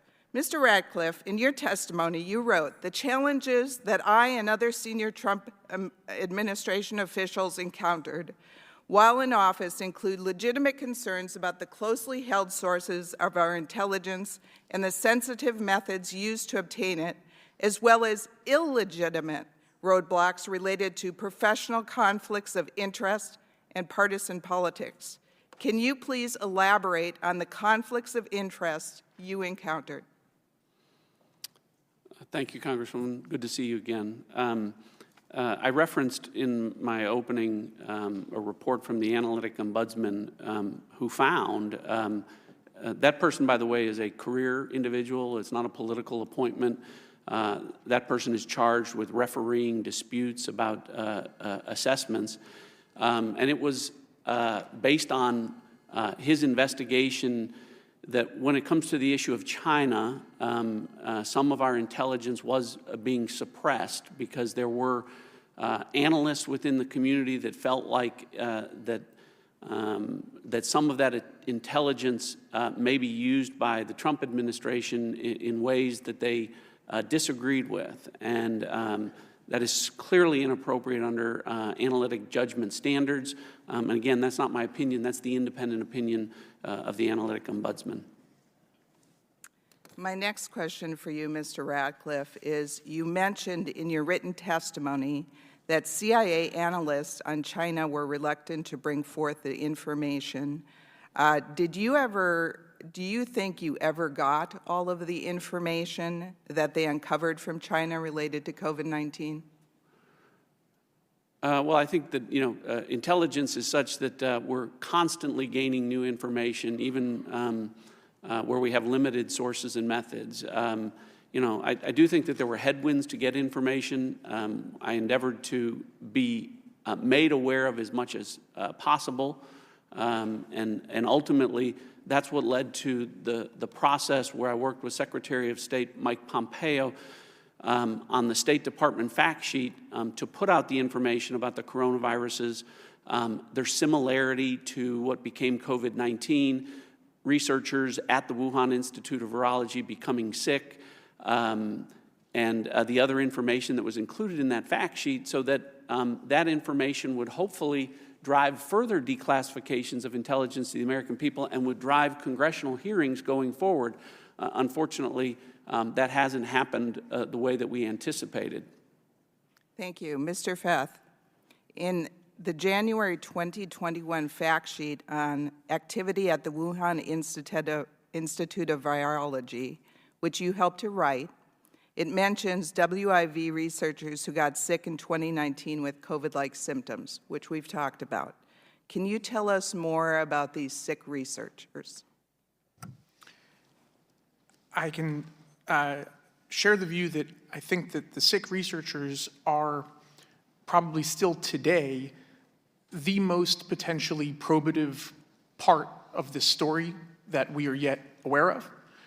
It's been suggested already that the passage of time doesn't help in finding a confirmed answer here, and that's certainly true, and that's probably true also with respect to some of what we'd want to know about these sick researchers and what tests were taken and what material and evidence would have been available from the autumn of 2019. But still, what we know is that there is additional information that the U.S. government has that was not able to be specified at the time in the fact sheet that was released in January of 2021. But part of the hope in doing the fact sheet, as Director Ratcliffe just noted, was that it would bring interest and, frankly, pressure and help make the case for additional disclosure, including by the Biden administration once they came in, interest by those with subpoena power elsewhere in Washington, because it certainly, bowled us over, frankly, to find in the autumn of 2020 that there was, after all, U.S. government information about a cluster of illnesses in that lab, which is exactly what you would expect to happen if the origin of COVID came from a laboratory accident where a worker became ill knowingly or not, and then took the virus out into the community and had it emerge in Wuhan, a place where there's really hard to imagine any explanation for a bat coronavirus emerging for the first time on Earth unless it walked out the door of the lab. Thank you very much for all of your testimonies, and I yield back. Now recognize Dr. Joyce from Pennsylvania. Thank you, Chairman Wenstrup, and thank you to our witnesses for appearing here today. Let me be clear. The work that this subcommittee is conducting is critical to ensure that the destruction that was caused by the outbreak of the COVID-19 pandemic and our subsequent response is never again repeated. To quote from the Lancet COVID-19 Commission, identifying COVID-19 origins would provide greater clarity into not only the causes of the current pandemic, but also the vulnerabilities to future outbreaks and strategies to prevent them. Beginning with my service on the House China Task Force and throughout our investigation on this subcommittee, I have had consistent concerns with the NIH biomedical research security and how the NIH interacts with other elements of our government on research that could raise national security concerns. For this reason, last Congress, I introduced the Safe Biomedical Research Act, which did become law that required both the NIH and HHS at large to consult with the director of the Office of National Security within the Department of HHS and the Assistant Secretary for Preparedness and Response, the Director of National Intelligence, the Director of the FBI, and the heads of other appropriate agencies on a regular basis regarding biomedical research conducted or supported by the NIH that may affect or be affecting other matters of national security. Director Radcliffe, since this was not law when you served, do you feel that these requirements would have been beneficial to ensure research being conducted by the NIH was being properly vetted for national security risks? Yes. Overall, what was your experience with the NIH, and were they cooperative during the initial outbreak on matters such as lab leak theory? To be candid, some of the information that came from officials there was inconsistent with what later became intelligence and later became publicly known through open source intelligence.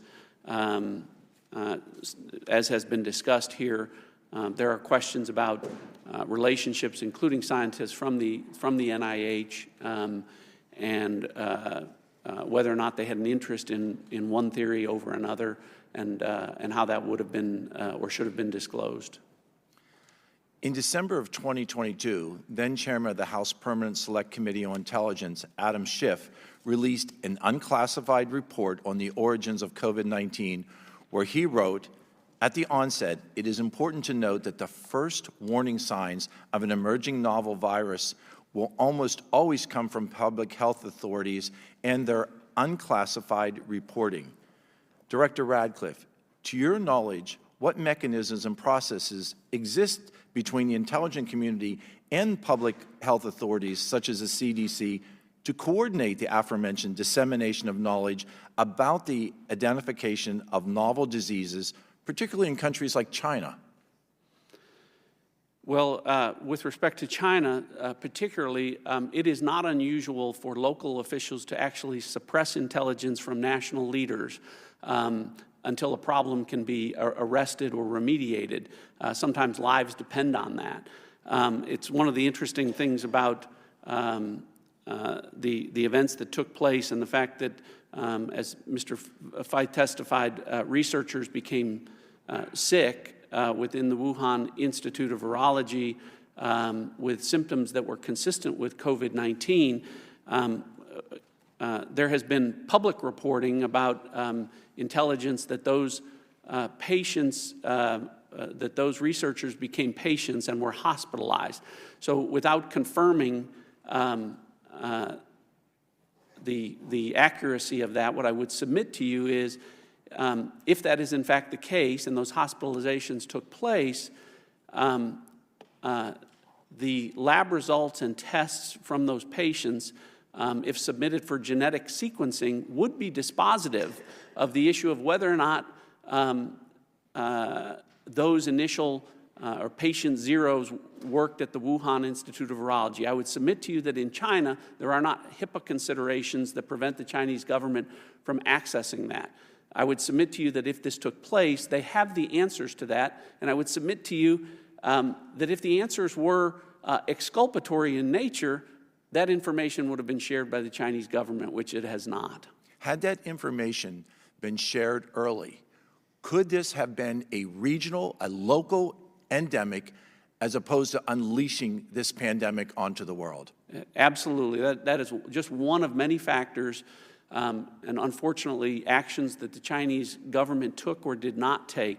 They misled. I referenced their conversations with World Health Organizations. They urged that a public health epidemic not be declared earlier. They misled international scientists about human-to-human transmissibility and what they knew about the COVID-19 virus.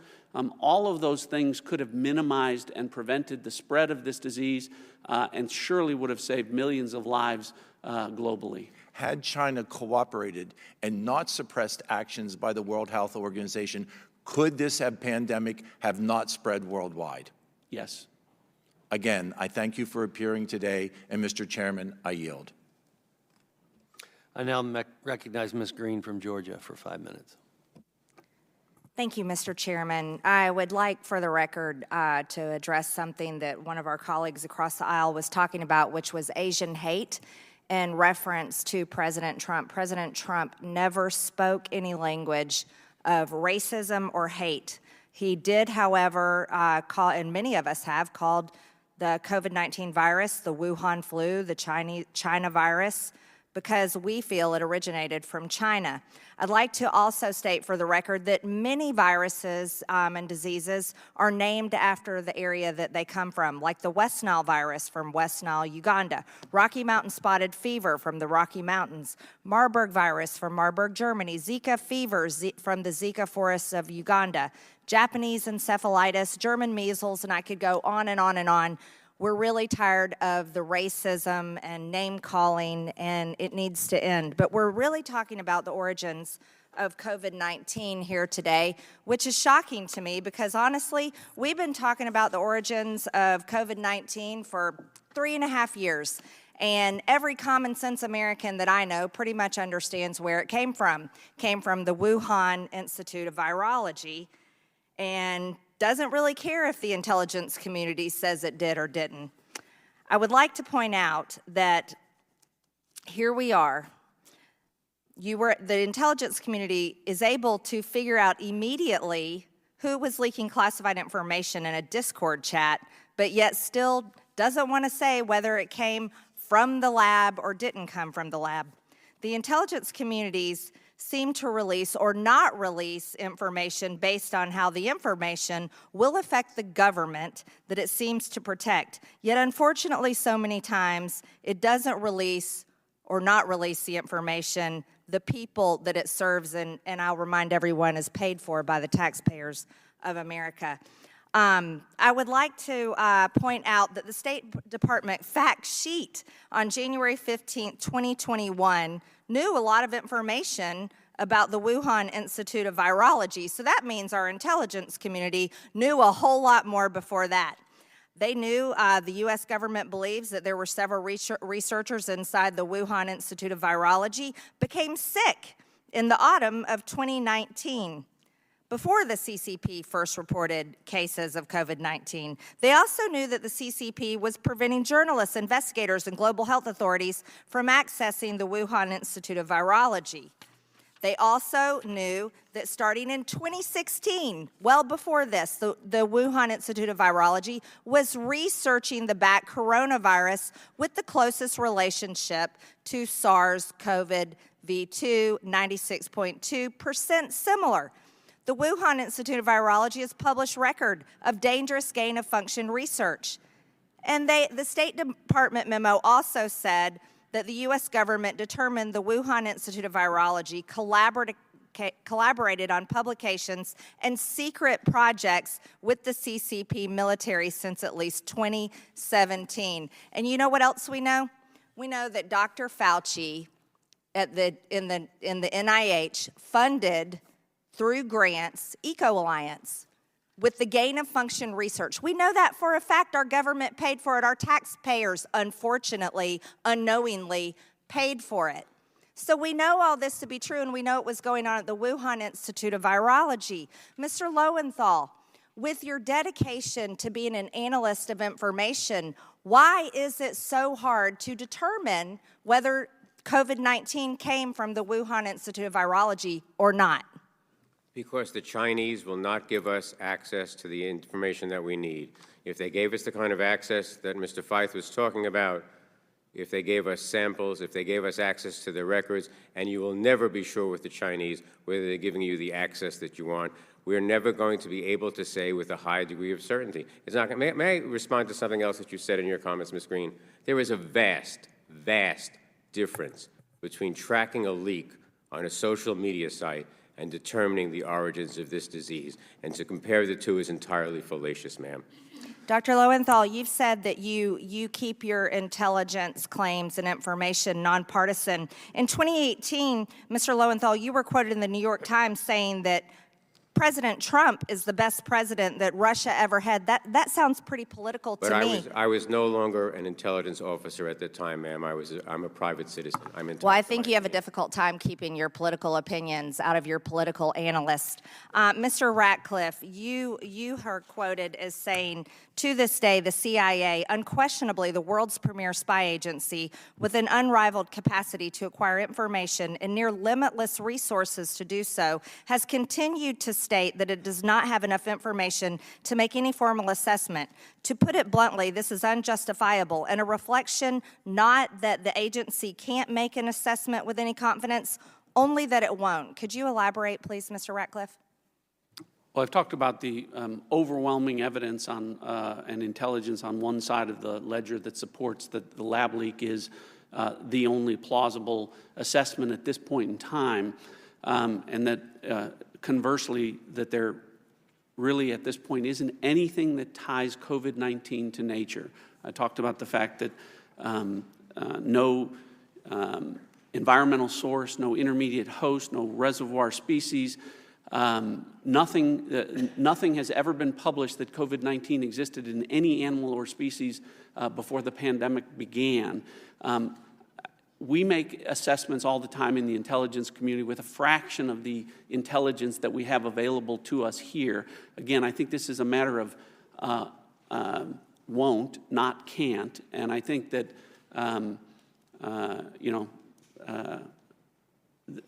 that it's unjustifiable when we're talking about 1 million Americans dead and as many as 10 or 15 million worldwide, and this contradiction that the current administration is taking through the intelligence community, and that you've heard here today, that we'll never know the answer to this unless the Chinese cooperate, is a contradiction with those that say our goal here is also to prevent a future pandemic. We'll never be able to prevent it if we don't get the answers that we need with respect to how this happened in the first place.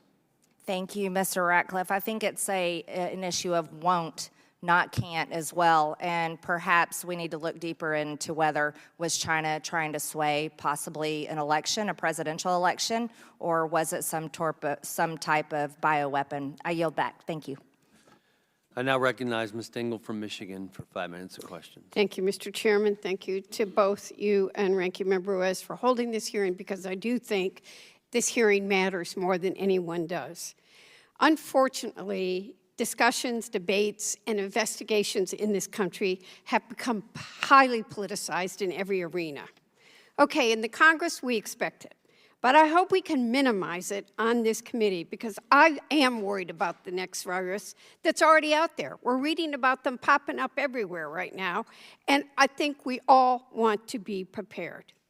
What worries me the most is what's happening in the scientific community, where it's exchanging of ideas, researched and shared data has found clues, discovered cures, reached consensus. And this arena is becoming so highly politicized between virologists and researchers, public health officials, national security experts, and, oh yes, the politicians, that I think we're in trouble.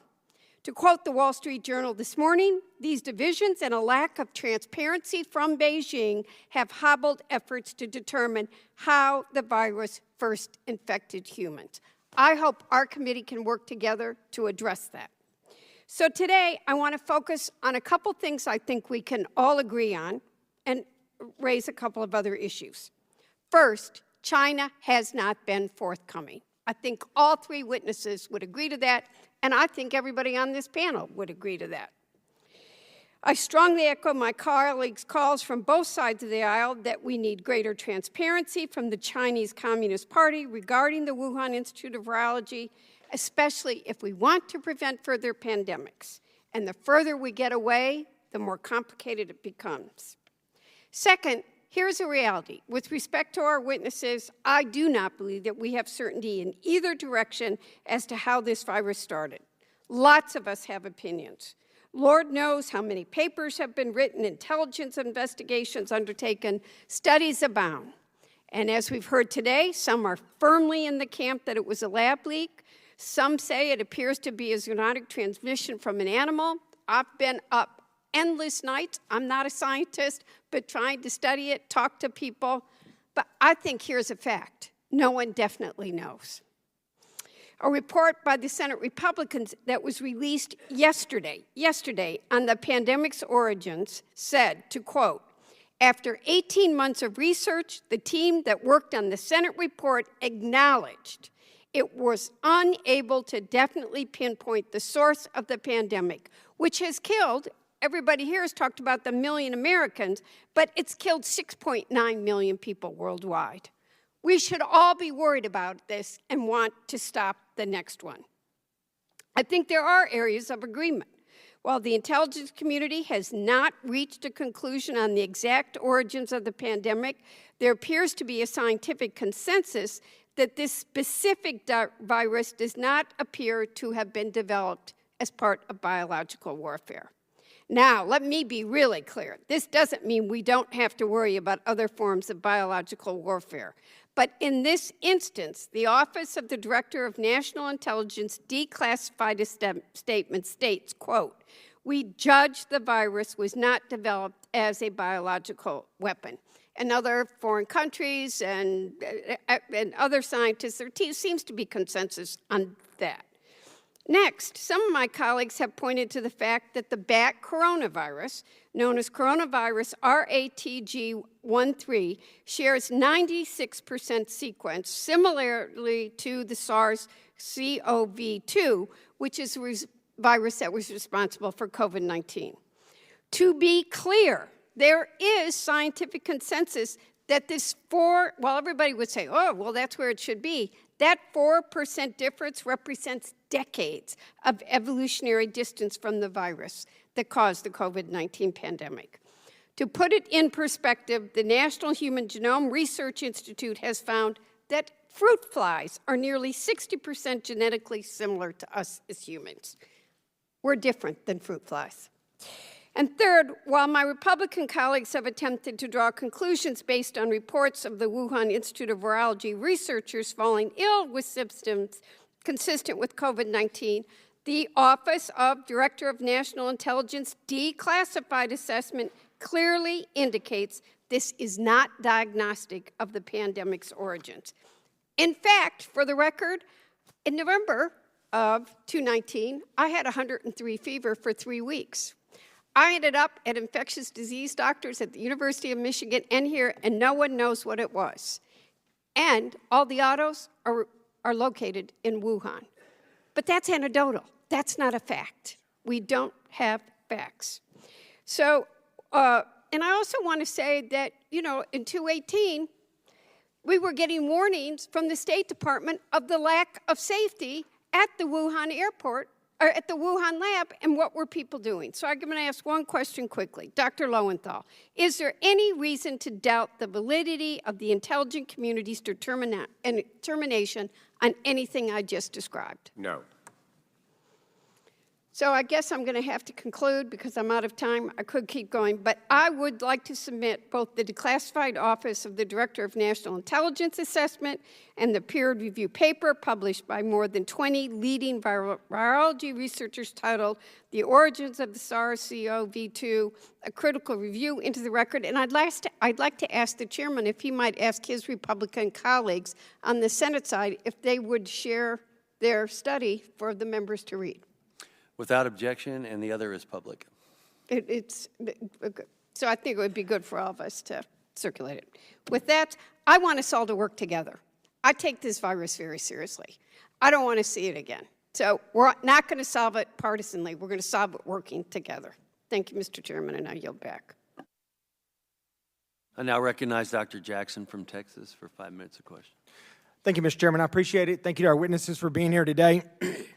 For over 2 years, many Americans, just like myself, have been demanding that an investigation into China's role in the development of this vaccine, or this virus, and their efforts to cover up the virus after the fact that it was released, leading to this global pandemic that have killed millions and destroyed billions of lives.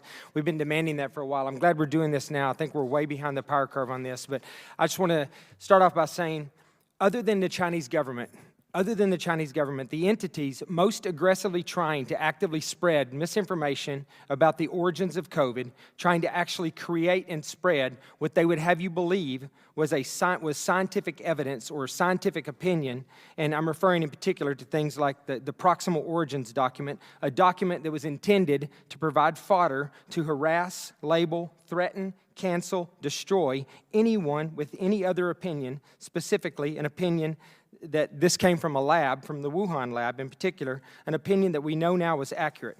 The people that were most interested in doing just this were people like Anthony Fauci, Francis Collins, and others at NIH. It was Peter Daszak and Eco Health Alliance. It was Dr. Tedros at the WHO. And of course, it was our unbiased and purely factual cable news networks like CNN and MSNBC. Director Ratcliffe, do you know if there were any instances of the U.S. intelligence agencies, did they share information, did they cooperate or collaborate with any of the entities that I've mentioned or the individuals that I've mentioned to either suppress or get out information that was contrary to what we're talking about today that we know to be the facts? As I understand your question, Congressman, were any of the scientists or individuals associated with any of those groups, did they have were there interactions with the intelligence agencies? They did have interactions. I don't know the answer to all of them, but some of the individuals that I know, for instance, Dr. Peter Daszak, Dr. Farrar, Dr. Gary, I believe were all at some point in time briefing various entities or agencies within the intelligence community about this virus. Well, one of the things I'm wondering, like, we're looking back now and we're realizing that some of these intelligence agencies probably had enough information to make a solid determination that this most likely came from the lab in Wuhan as far back as a year or more ago. My question is, were they sharing this information with these people that were putting out contrary information, that were being propped up as the experts, that were giving us things like proximal origin, using it as evidence to completely undermine what I think the intelligence agencies knew to be the truth a long time ago? Was there an active push within the? And I ask that because you may have realized, after the fact, because I think you had mentioned at one point that even within the intelligence agencies, you as the Director of National Intelligence were being kept in the dark on some things, or not being fully briefed, or maybe not being read into everything that was going on, because people that were subordinate to you were doing things maybe for politically motivated, or they were saying that they thought that they didn't want to draw politics into it. But I think, in my opinion, they were politically motivated themselves. Was there any effort on the side of the intelligence agencies to correct what was misinformation, what they knew to be misinformation at the time?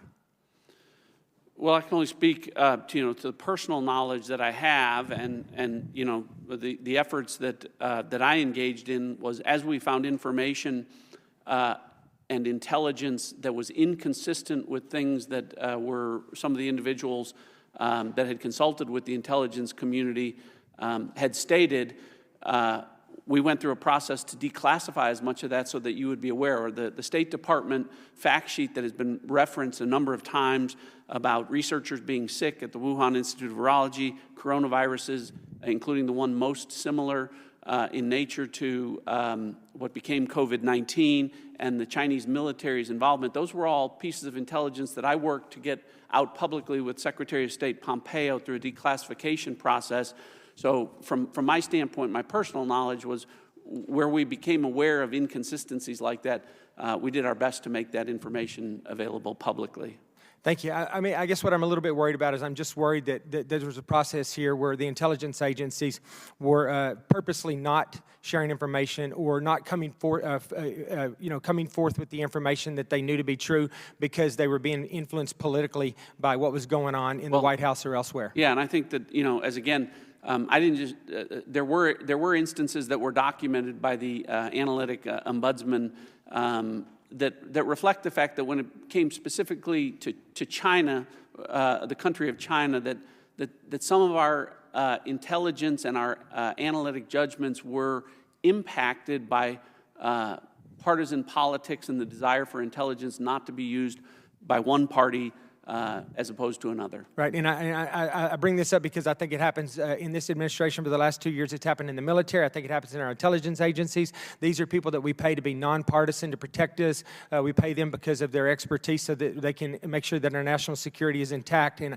I think that if there's any of that going on behind the scenes, we need to get to that. People do not need to be making decisions based on their political beliefs or their political alignments if it's going to impact something like our response to COVID. I agree completely. Thank you. I yield back, sir.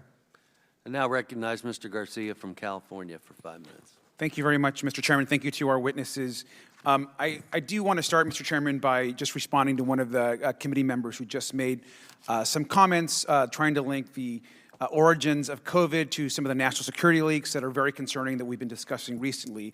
It's important to note that this committee itself cannot have credibility to discuss sensitive intelligence information if members of the majority are going to publicly defend people who continue to leak top secret information, which is in violation of their oaths of office.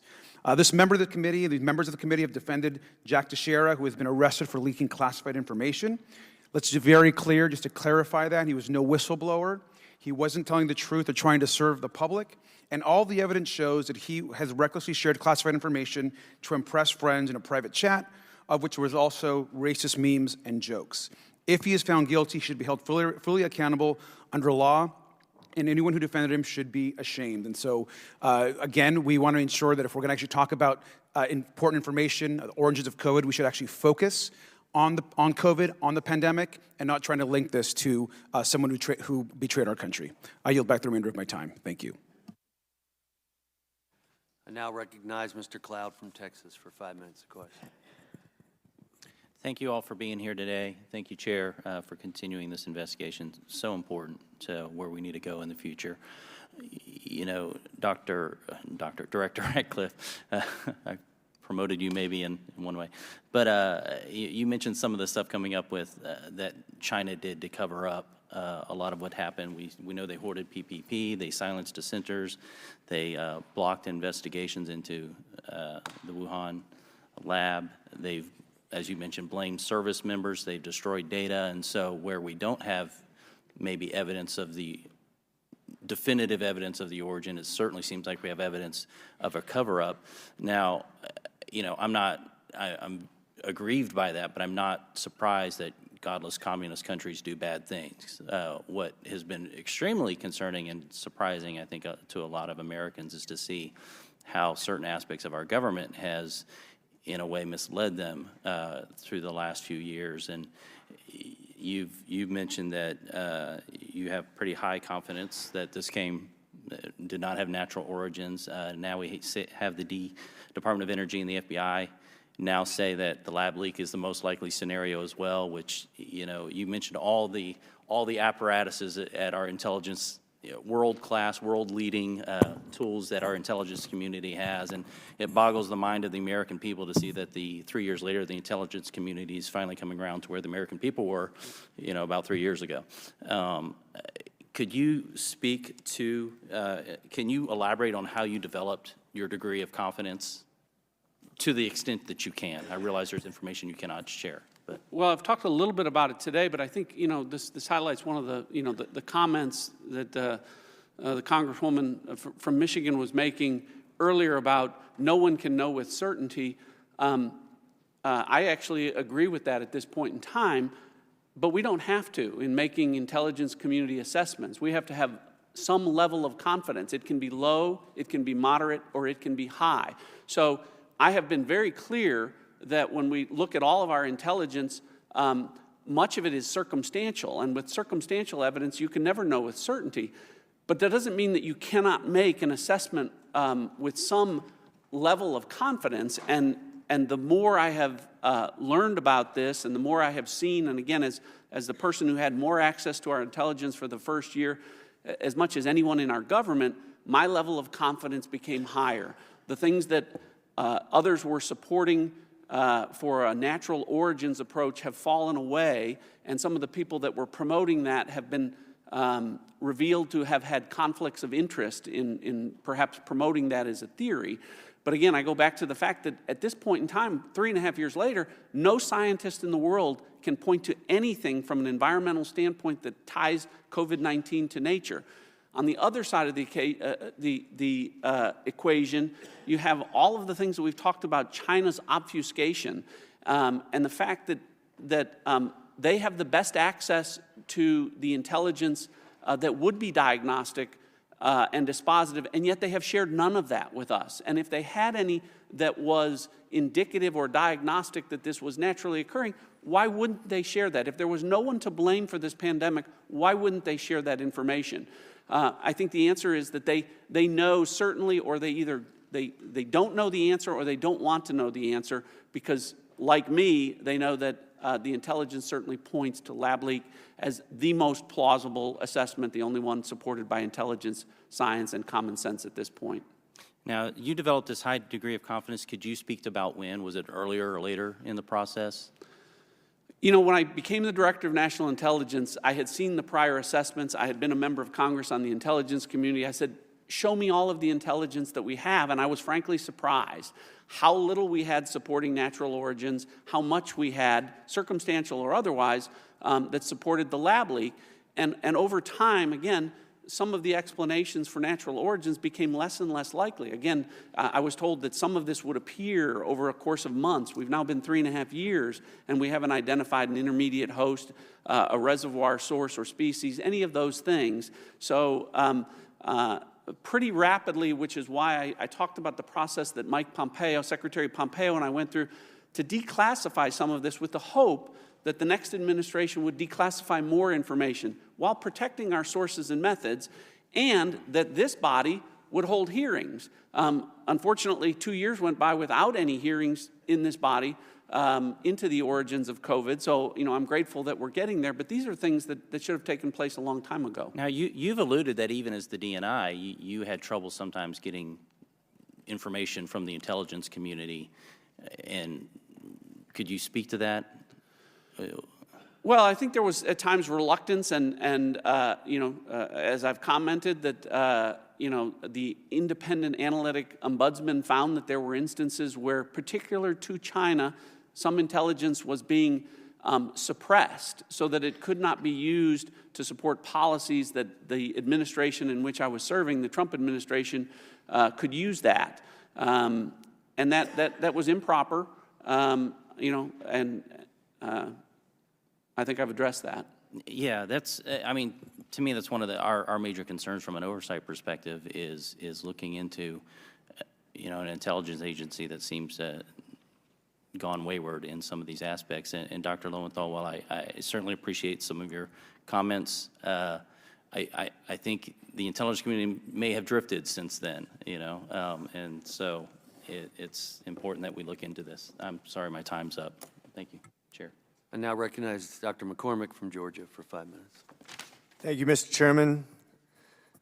Mr. Ratcliffe, Mr. Honorable Ratcliffe, thank you for your service in Congress. Also, thank you for your service as former Director of National Intelligence during a tumultuous time during the origins of this disease process. Recently, Director Wei confirmed the FBI report stated that the COVID-19 pandemic was likely the result of a lab incident in Wuhan. Based on your knowledge, do you agree with the report from the Department of Energy as well? I agree with both the FBI and the Department of Energy. Thank you. In your testimony, you stated, and I quote, "Our intelligence has led to a demonstrable shift whereby a few of the intelligence community's 18 agencies are now publicly assessing that the COVID-19 virus originated from a lab leak in Wuhan. And as this shift continues, the day will come when every single agency in the intelligence community will make the same assessment," end quote. Do you think there is another federal agency close to falling on the side of the Wuhan lab leak theory in the near future, and if so, which one? Well, I've talked about, again, I'm not in the intelligence community now, but of course, have friends that are career individuals still serving in agencies. My understanding is that that in most of the agencies, there is a shift. More and more analysts believe that a lab leak is the most plausible, if not the only plausible assessment to make, and that it's a minority in most agencies that are holding on to the idea that this is naturally occurring. I would hope, as I talked about, the fact that the CIA would make an assessment at some confidence level, and based upon my personal knowledge of conversations about analysts within that agency, I believe that a great majority of those analysts do support the Department of Energy and the FBI analysis, and it is a minority opinion that is currently holding back the CIA from making that assessment that a lab leak is the most plausible. And certainly, in your estimate, in the last year, is there some new information that occurred, or do you think the CIA could have come to that conclusion probably about a year ago or so?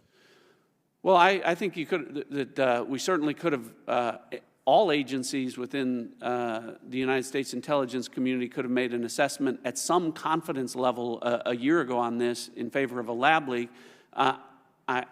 My understanding specifically from the Department of Energy that there was new intelligence that persuaded them to make their assessment of a lab leak. So new intelligence is always being gained, but again, from my standpoint, the more time that passes, the further we get without anything tying COVID-19 to nature. So I talked about no environmental source, no intermediate host, no reservoir species, none of that. It makes it less and less likely that this was a natural origin. I think as a physician of emergency medicine and as a scientist, I think I thoroughly agree with that assessment. And in fact, I think it could have been reached a long time ago, in my opinion. I think the fact that we're even having this conversation is absurd. It's very easy to identify whether there's animals in the wild that have or have not this disease. The fact that the Chinese have literally spent years and incredible efforts trying to obtain that information and have received zero information supporting one theory, whereas we know there is an incredible amount of evidence on the other side of that points to one thing, and that's a CCP cover-up. This unfortunately leads me to the conclusion that the efforts of this administration, Dr. Fauci, the WHO, and multiple bureaucracies are willfully or ignorantly colluding with the CCP. That's what bothers me. Director Ratcliffe, as you know, this committee was formed on the basis that we would seek the truth to create recommendations to face the future pandemics. With that being said, I have one last question for you. And in your opinion, what reason could the administration, public officials, and many of our federal agencies have for hiding the truth from the American people? And if you can't speak to that, what effect do you think this has on the American people's trust of their public health officials and the government? Well, I would say that China has been identified as our number one nation-state adversary. They've been described by the current administration as a strategic competitor, but our intelligence clearly tells us they are an adversary. Their public actions very clearly dictate that they are an adversary, and I think that the current administration, for whatever reason, has been reluctant to confront China on any number of issues or transgressions that have taken place publicly, from spying, a spy balloon that flew over the country, threats against legislators in this body from landing in Taiwan. The list is long, and there hasn't been an effort by the current administration other than to say we're not seeking conflict with China. And I think that that has continued with respect to this issue into COVID origins. I agree with you. I don't think we can learn from this if we're not being honest. We can't prepare for the next pandemic if we're not being honest.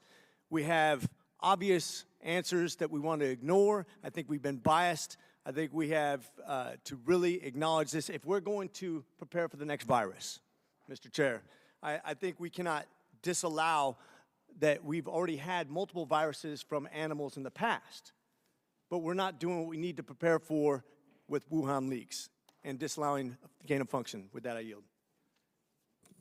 I now recognize Mr. Moskowitz from Florida for 5 minutes of questions.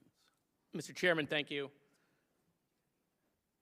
The American people deserve to know the origins of the COVID-19 virus. I happen to believe, based on the evidence that is available, that it's most likely that it came out of the lab than not.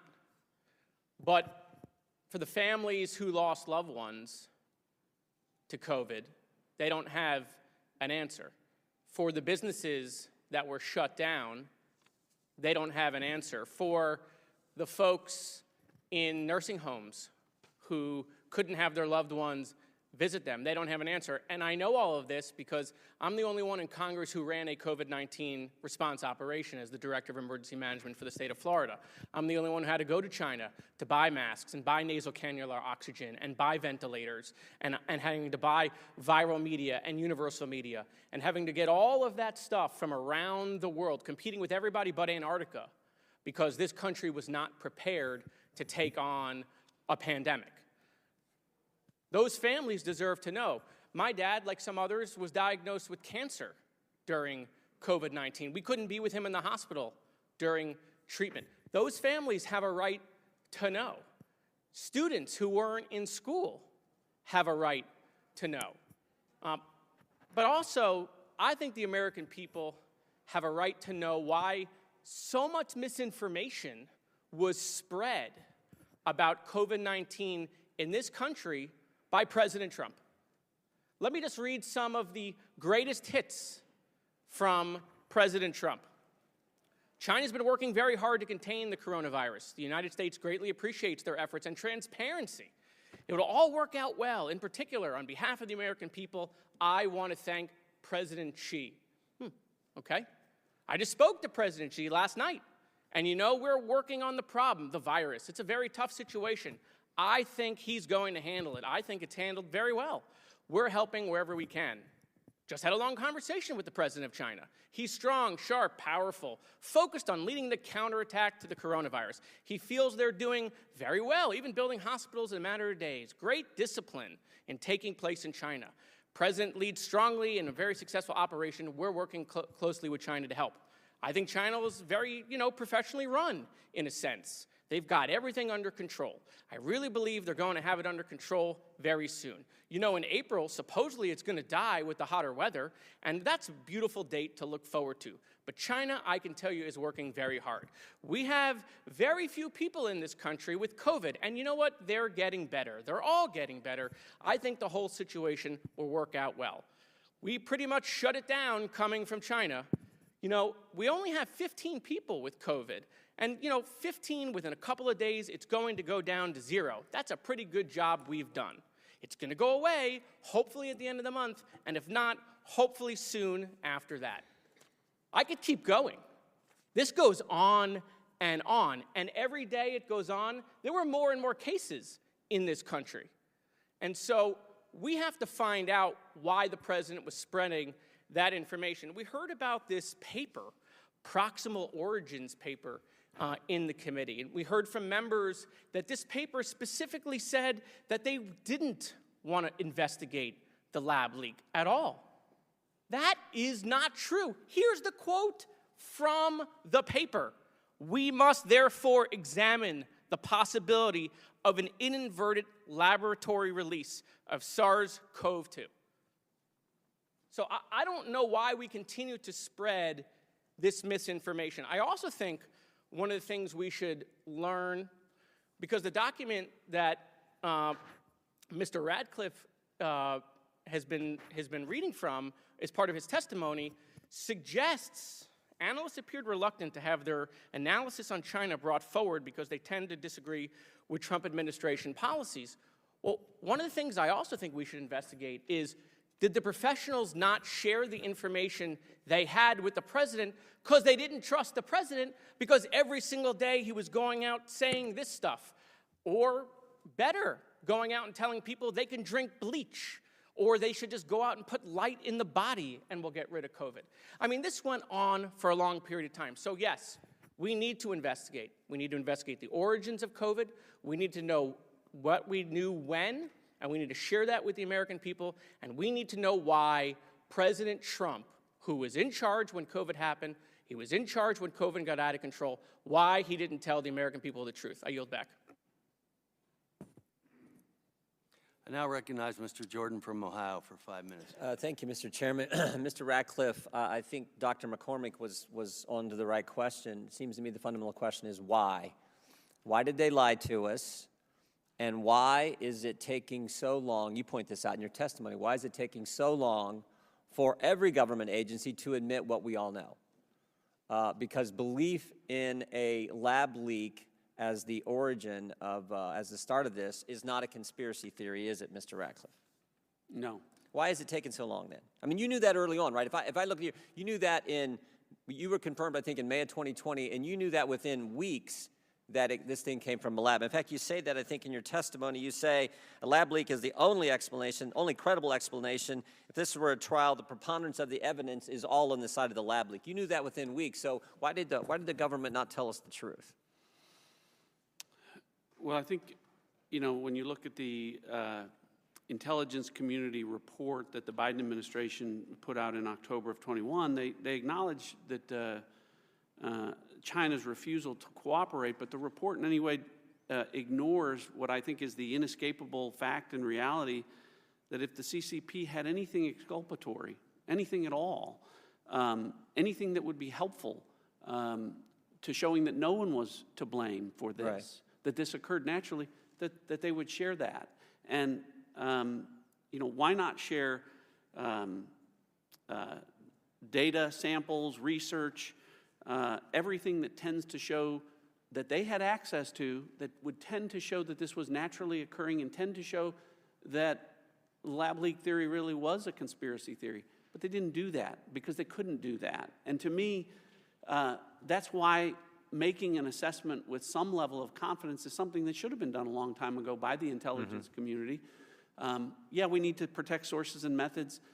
It's why Mike Pompeo and I labored over how much of this can we put out, hoping that it would drive the next administration coming in to declassify more information, which they haven't, and would drive congressional hearings into the origins of this, which it didn't. Here's what gets me. So the director of national intelligence knew this thing came from a lab. The Secretary of State knew this thing came from a lab. Common sense tells you this thing came from a lab.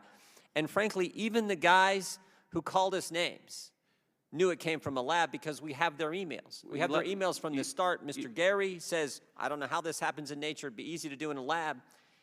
Mr. Anderson says, this is not consistent with evolutionary. Everyone knew at the get-go. You knew at the get-go. And yet, they tell us just the opposite. Why? Well, you left out the top public health official, a virologist, Dr. Redfield. Dr. Redfield knew. He's testified, yes. Also testified. So you did. You had the top diplomat, the top of the intelligence community, the top public health official, all telling you with some confidence level that the most likely origin of this was a lab leak. And I think that, you know, unfortunately for political reasons and political narratives, it was difficult. So did you talk with Dr. Fauci during this time frame when you get in May and over the next several months? Did you talk to Dr. Fauci anytime? No. Never spoke with Dr. Fauci? No. Do you find that strange? when he's out saying something directly contrary to the Secretary of State, to the Director of National Intelligence, and to the top virologist, Dr. Redfield, that Dr. Fauci wouldn't talk with you? Yeah, to be clear, there were folks within the coronavirus task force that were communicating, medical and scientific information to the intelligence community, not me directly. But none of that information was, frankly, consistent with what we've talked about, what the intelligence showed. Again, some of those individuals, to include Dr. Fauci, were promoting the idea that this was natural origins, and notwithstanding the language that was read, they were referring to it publicly as a conspiracy theory in certain conversations. Dr. Collins called us and conspiracy theorists if you believed in the lab as the origin. Tell me why do you think Fauci and Collins took that? I got my theory, and I think I'm right, but I'd like to hear from the Director of National Intelligence what he thinks Fauci and Collins' motivation for sharing false information with the American people. Well, I think the best evidence of that is their own conversations, which say that they didn't want unwarranted or unwanted, or I think the term was unwanted attention to the relationships that were taking place between Western virologists and those working within the Wuhan Institute of Virology, and funding sources for some of that research. Our money to a lab in China that wasn't up to code, that was doing gain-of-function research, and that's where this thing came from. That's what they didn't want us to know. Do you agree with that, Mr. Ratcliffe? I do agree with that. That's important. Thank you. I yield back. I'd now like to yield to Ranking Member Ruiz for a closing statement, if he would like one. Thank you. As I have said since the Select Subcommittee's first hearing, our efforts to understand the origins of the COVID-19 pandemic should remain evidence-based and free from politicization, partisan rhetoric, and conspiratorial accusations without proof that seek to vilify our nation's public health officials. We should not politicize intelligence and turn the origins questions into a partisan blame game. Instead, we must let our nation's scientists and intelligence professionals do the work necessary to promote our understanding of the pandemic origins without political interference. And while the experts work to determine how the coronavirus came to be, we should focus on putting people over politics. We should develop forward-looking, evidence-based policies that will keep the American people safe from future pandemics. And we should take an intelligent, strategic approach to competition with China and the challenges posed by the Chinese Communist Party. Instead of fanning the flames of extreme rhetoric, we should build on the progress we made over the past 2 years under President Biden to ensure America's interests flourish domestically and abroad. Now, more than ever, we must double down on our commitment to scientific integrity and put the needs of the American people above political theater. Let's reject extreme partisan rhetoric and work together to save lives. The American people deserve nothing less. Thank you, Mr. Chairman. I yield back. Thank you. I serve on the Intelligence Committee, and as a physician, when the pandemic began, there's no doubt I took an extreme interest into what was going on. Mostly, what I was interested in was what was going on physiologically, causing so many people to die. Interested in finding out ways that we could maybe find treatments for people that actually worked. And started doing research. Lockdown came, nothing else to do. Just sitting at home, going back and forth with another doctor from Ohio who actually got on the phone with infectious disease doctors in China. We began our COVID-19 origins investigation in February of 2020. And we found an article during that time that I had never seen before, medical article, research article, published by Ralph Barrick from North Carolina and Dr. Zhengli Shi from China. An article that showed that they were able to create a chimera, which is gain-of-function research, where you take one virus, parts of it, put it on another virus, and make it more infectious.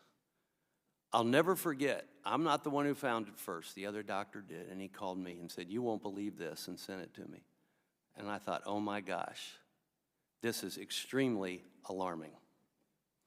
Fast forward, after a FOIA request was able to reveal some emails from Dr. Fauci, Christian Anderson, and others, going to the end of February of 2020, where Christian Anderson said, "This thing looks engineered." Immediately, Dr. Fauci reacts. He contacts his deputy. Capital letters, be ready, I'm paraphrasing. I can't remember exactly what the email said. But I do know the email had an attachment to it. And it had the attachment of that very article about the creation of a chimera. Oh my goodness. I would hope that when Dr. Fauci saw that or became aware of it, maybe he just became aware of it, I don't think so, but maybe he did, that he was as alarmed as I was. So you take that article, the question from Christian Anderson, or the statement from Christian Anderson saying this thing looks engineered. And what does this very group do within weeks? Come out and say it came from nature. It came from nature. Dr. Anderson, we found, had said that he was focused, he was going to focus to disprove the lab leak theory. Why?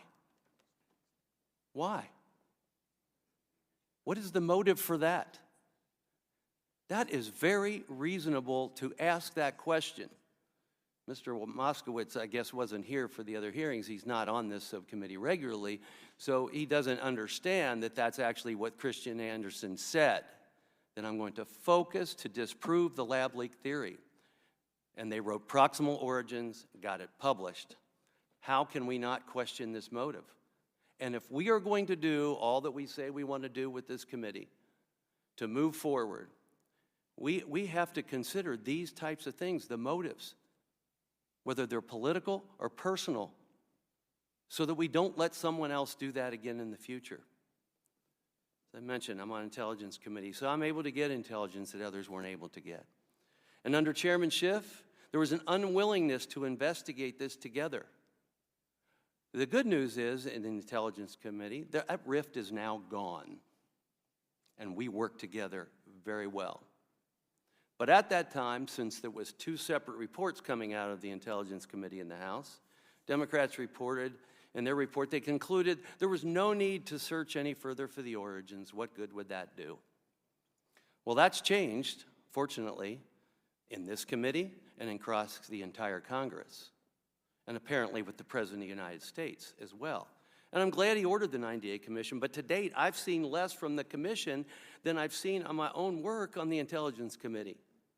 And when I ask questions of some of the people from the IC, they tell me it's their policy not to answer my question.